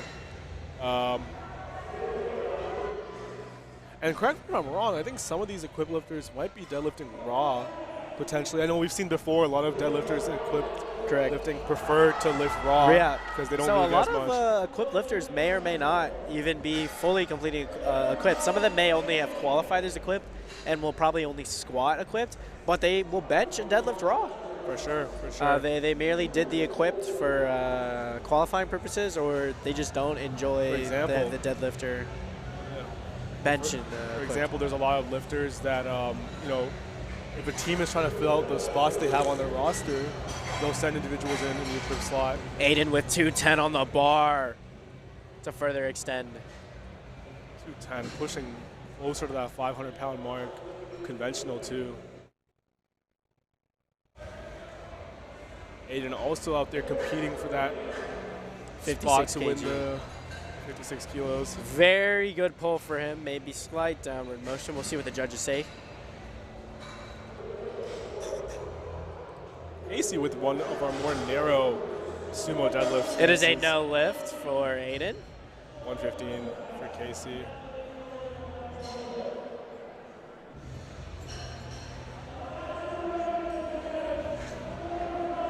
And we have some favorites here for Aiden for sure. For sure. Yeah, your deadlift is well acknowledged back here. And we have Kevin. Okay, 227.5. 227.5. Might not look like a very noticeable number, but that, for us powerlifters, that's 501. That is the number for most people. 501 pounds. You hit a 500-pound deadlift, no matter the weight class. And he's pulling that long arm hook grip. His first moved very fast, so I'm excited to see how the second goes. Taki, let's see this. Oh Very my smooth. goodness. That is... It's very short range of motion. Very You- consistent pull. You open up a dictionary and search up sumo deadlift. And that was a new American record. That's in there. Yeah. But Tyler has a chance to break it on this attempt. And Tyler, let's see I how mean, he his does. opener moved very fast. He missed it because it was too fast. For sure. So hopefully, if he's a little bit more patient here, I think he will hit this. Definitely, I'd say a technicality here. I mean, he can make the fix. I believe his coaches have adjusted for that.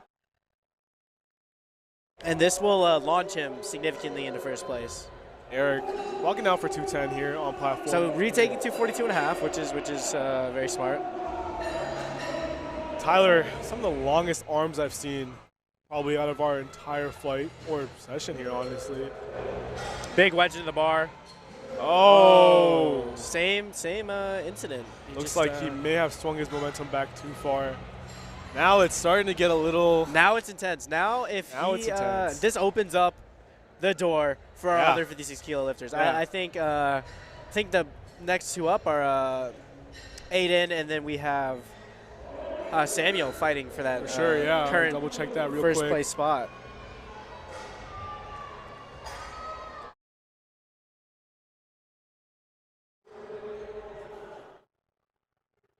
And just as a reminder here, as we're closing out our lifts for this first session, everything's starting to fall into place. So for the team scoring, the points go 12, 9, and then 8 for first to third respectively. So very, very big emphasis and weighting on getting that first place spot for the team.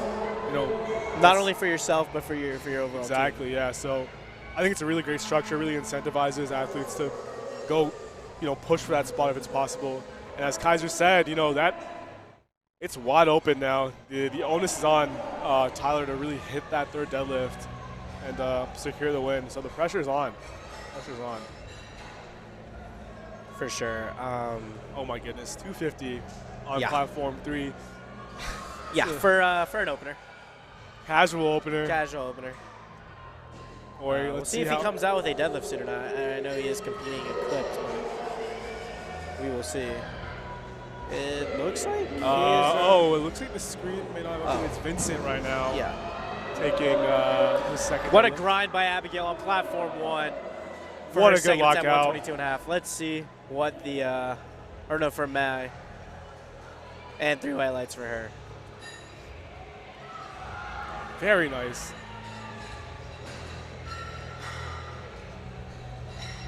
But yeah, so currently on platform 2, the battle is still very much Right. and a lot of these lifters are really, really close to one another.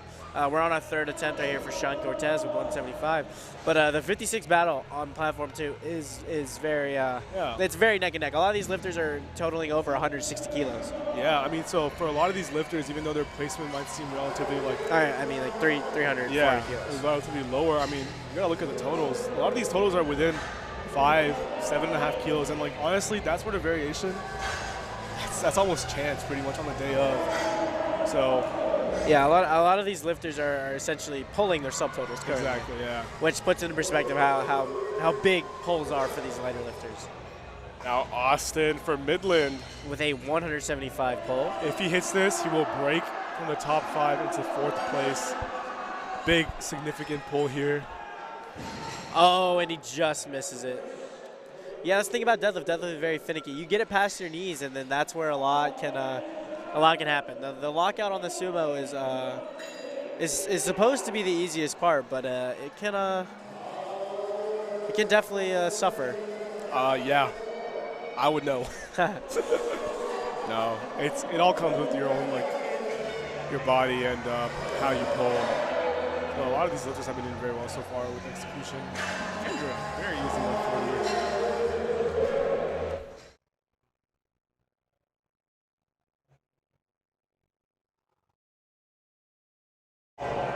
Big pull on platform 2. With Sean right there. And now Kobe up next.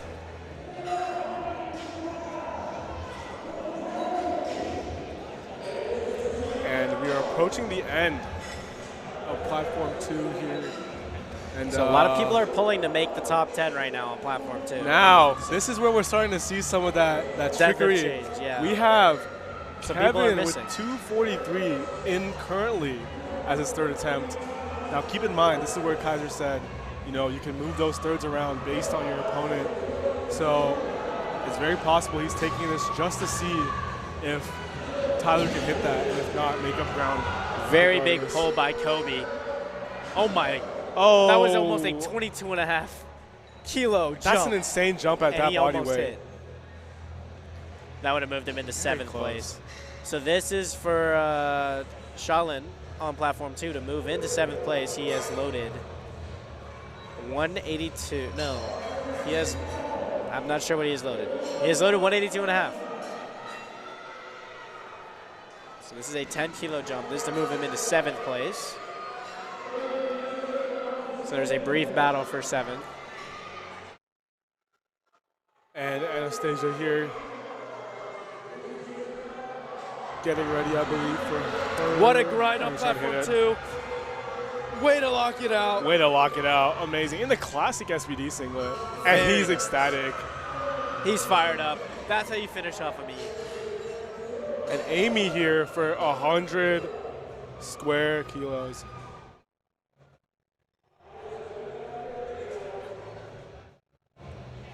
And yeah, that last number there on platform 2, that's a huge milestone there for 400 pounds. Some very big weight. This will being hit move here. Alejandro to 12th place. And now people getting hype on platform 3 here. ULL proud. Oh my goodness. Very fast, 190. Autumn is currently going for a 110 kilo pull to move her, or to successfully stay in 4th place. Let's see, can she secure it? Come on. Very nice pull. Very Way patient. to lock it out, and she secures 4th place. Phenomenal lifting. So currently on platform 2 and 4, we're going to get some placement pulls. Platform 1, we'll get there in a little bit.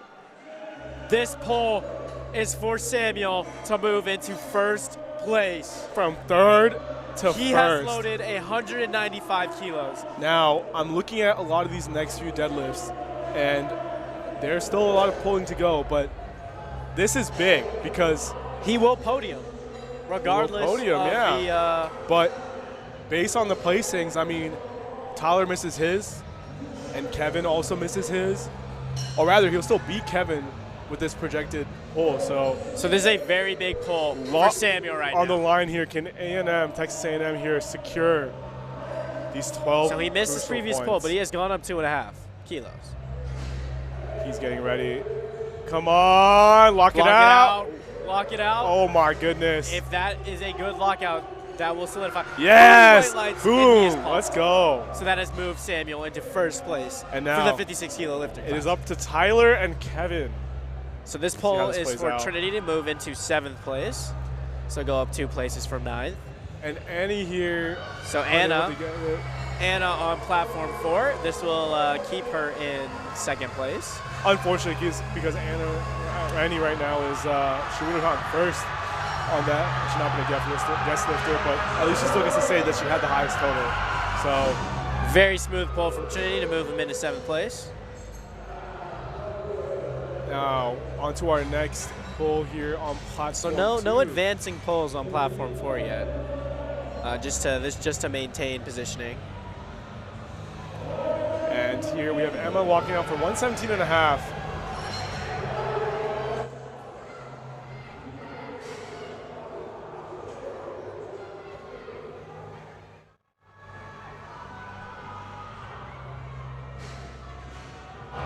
And Emma there smokes 117.5. 3 whites. Great day for her so far. Good pull from Alexandra. Looks like on platform 4. Will she lock it out?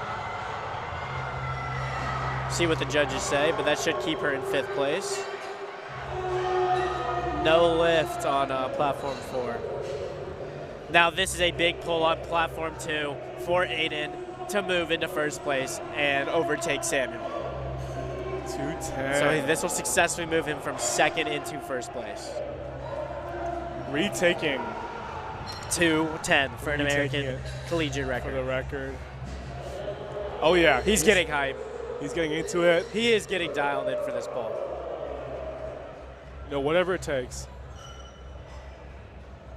And He's Aiden a also. former Midland athlete. So Here. definitely you see a Definitely a talented lifter. yeah. And let's see how he does here. Getting himself into the barbell, building all that tension. Yup. Very big pull. Yup. Lock it out. Can he hold balance and lock out, push his hips through? He's got to push. Oh. I believe he was not given the down command. Phenomenal attempt by Aiden. Great day of lifting, and he will remain in second place, which is a phenomenal show. Obviously disheartened by that. Came very close, but you know what? That's only gonna fuel the fire.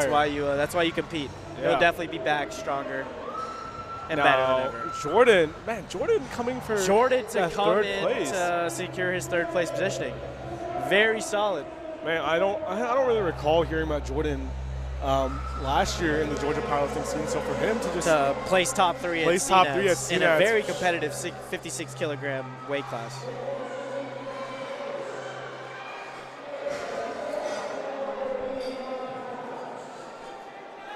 and we'll see how Jordan does here on his pull, but The robotic start.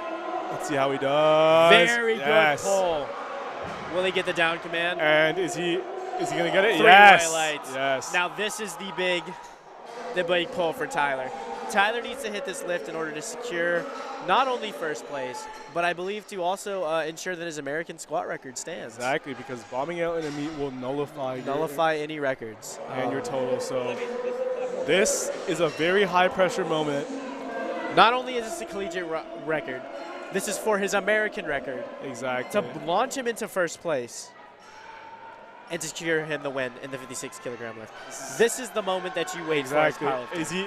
Is he gonna? This is where you stand on business. Exactly. This is where you show that all your training has been worth it. Is he the gonna crowd measure is up? going crazy. And in the we can background right hear now. the crowd, all the UTSA fans, prepared for And this. we have another American record on platform 3. Oh my which God, Cordarius smokes. Cordarius, too easy. Show him some love. Walk it out like he's that man. 2 That's white 2 out of lights, 3. so he hits.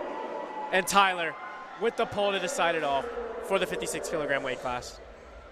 Now Tyler, come on. You need to see this. Is this his for the taking? Big wedge Very into the strong wedge. Oh, that's that a may very have been close. locked out. Let's White go, lights. Tyler. New American record. So he has secured himself the squat American record, the deadlift American record. Young man. First place. That young man has stood on business. You had us all stressed out, but man, Way oh to man. come through. Way to come through on that. Now, right after, Kevin can come for, I believe it is a 0.5 chip Yes. on the correct. or a 2.5 chip on This on the record. This is a And this will keep him in 5th place, so I believe that is still Exactly. podium. But as we saw before, he did take that third attempt ahead of Tyler. But this will take Tyler's American record, leaving Tyler with only the squat record. But let's see how Kevin does here. Kevin has a mean pull on him. His second was very fast. Very good form here. I would not be surprised if he hits this. And Vincent, 3 whites on platform 3. Oh my goodness, Kevin. Oh, very good attempt. And we have He's a all right. big platform, or a big pull on platform 4. Not only an American record for Lily, this will also keep her in first place.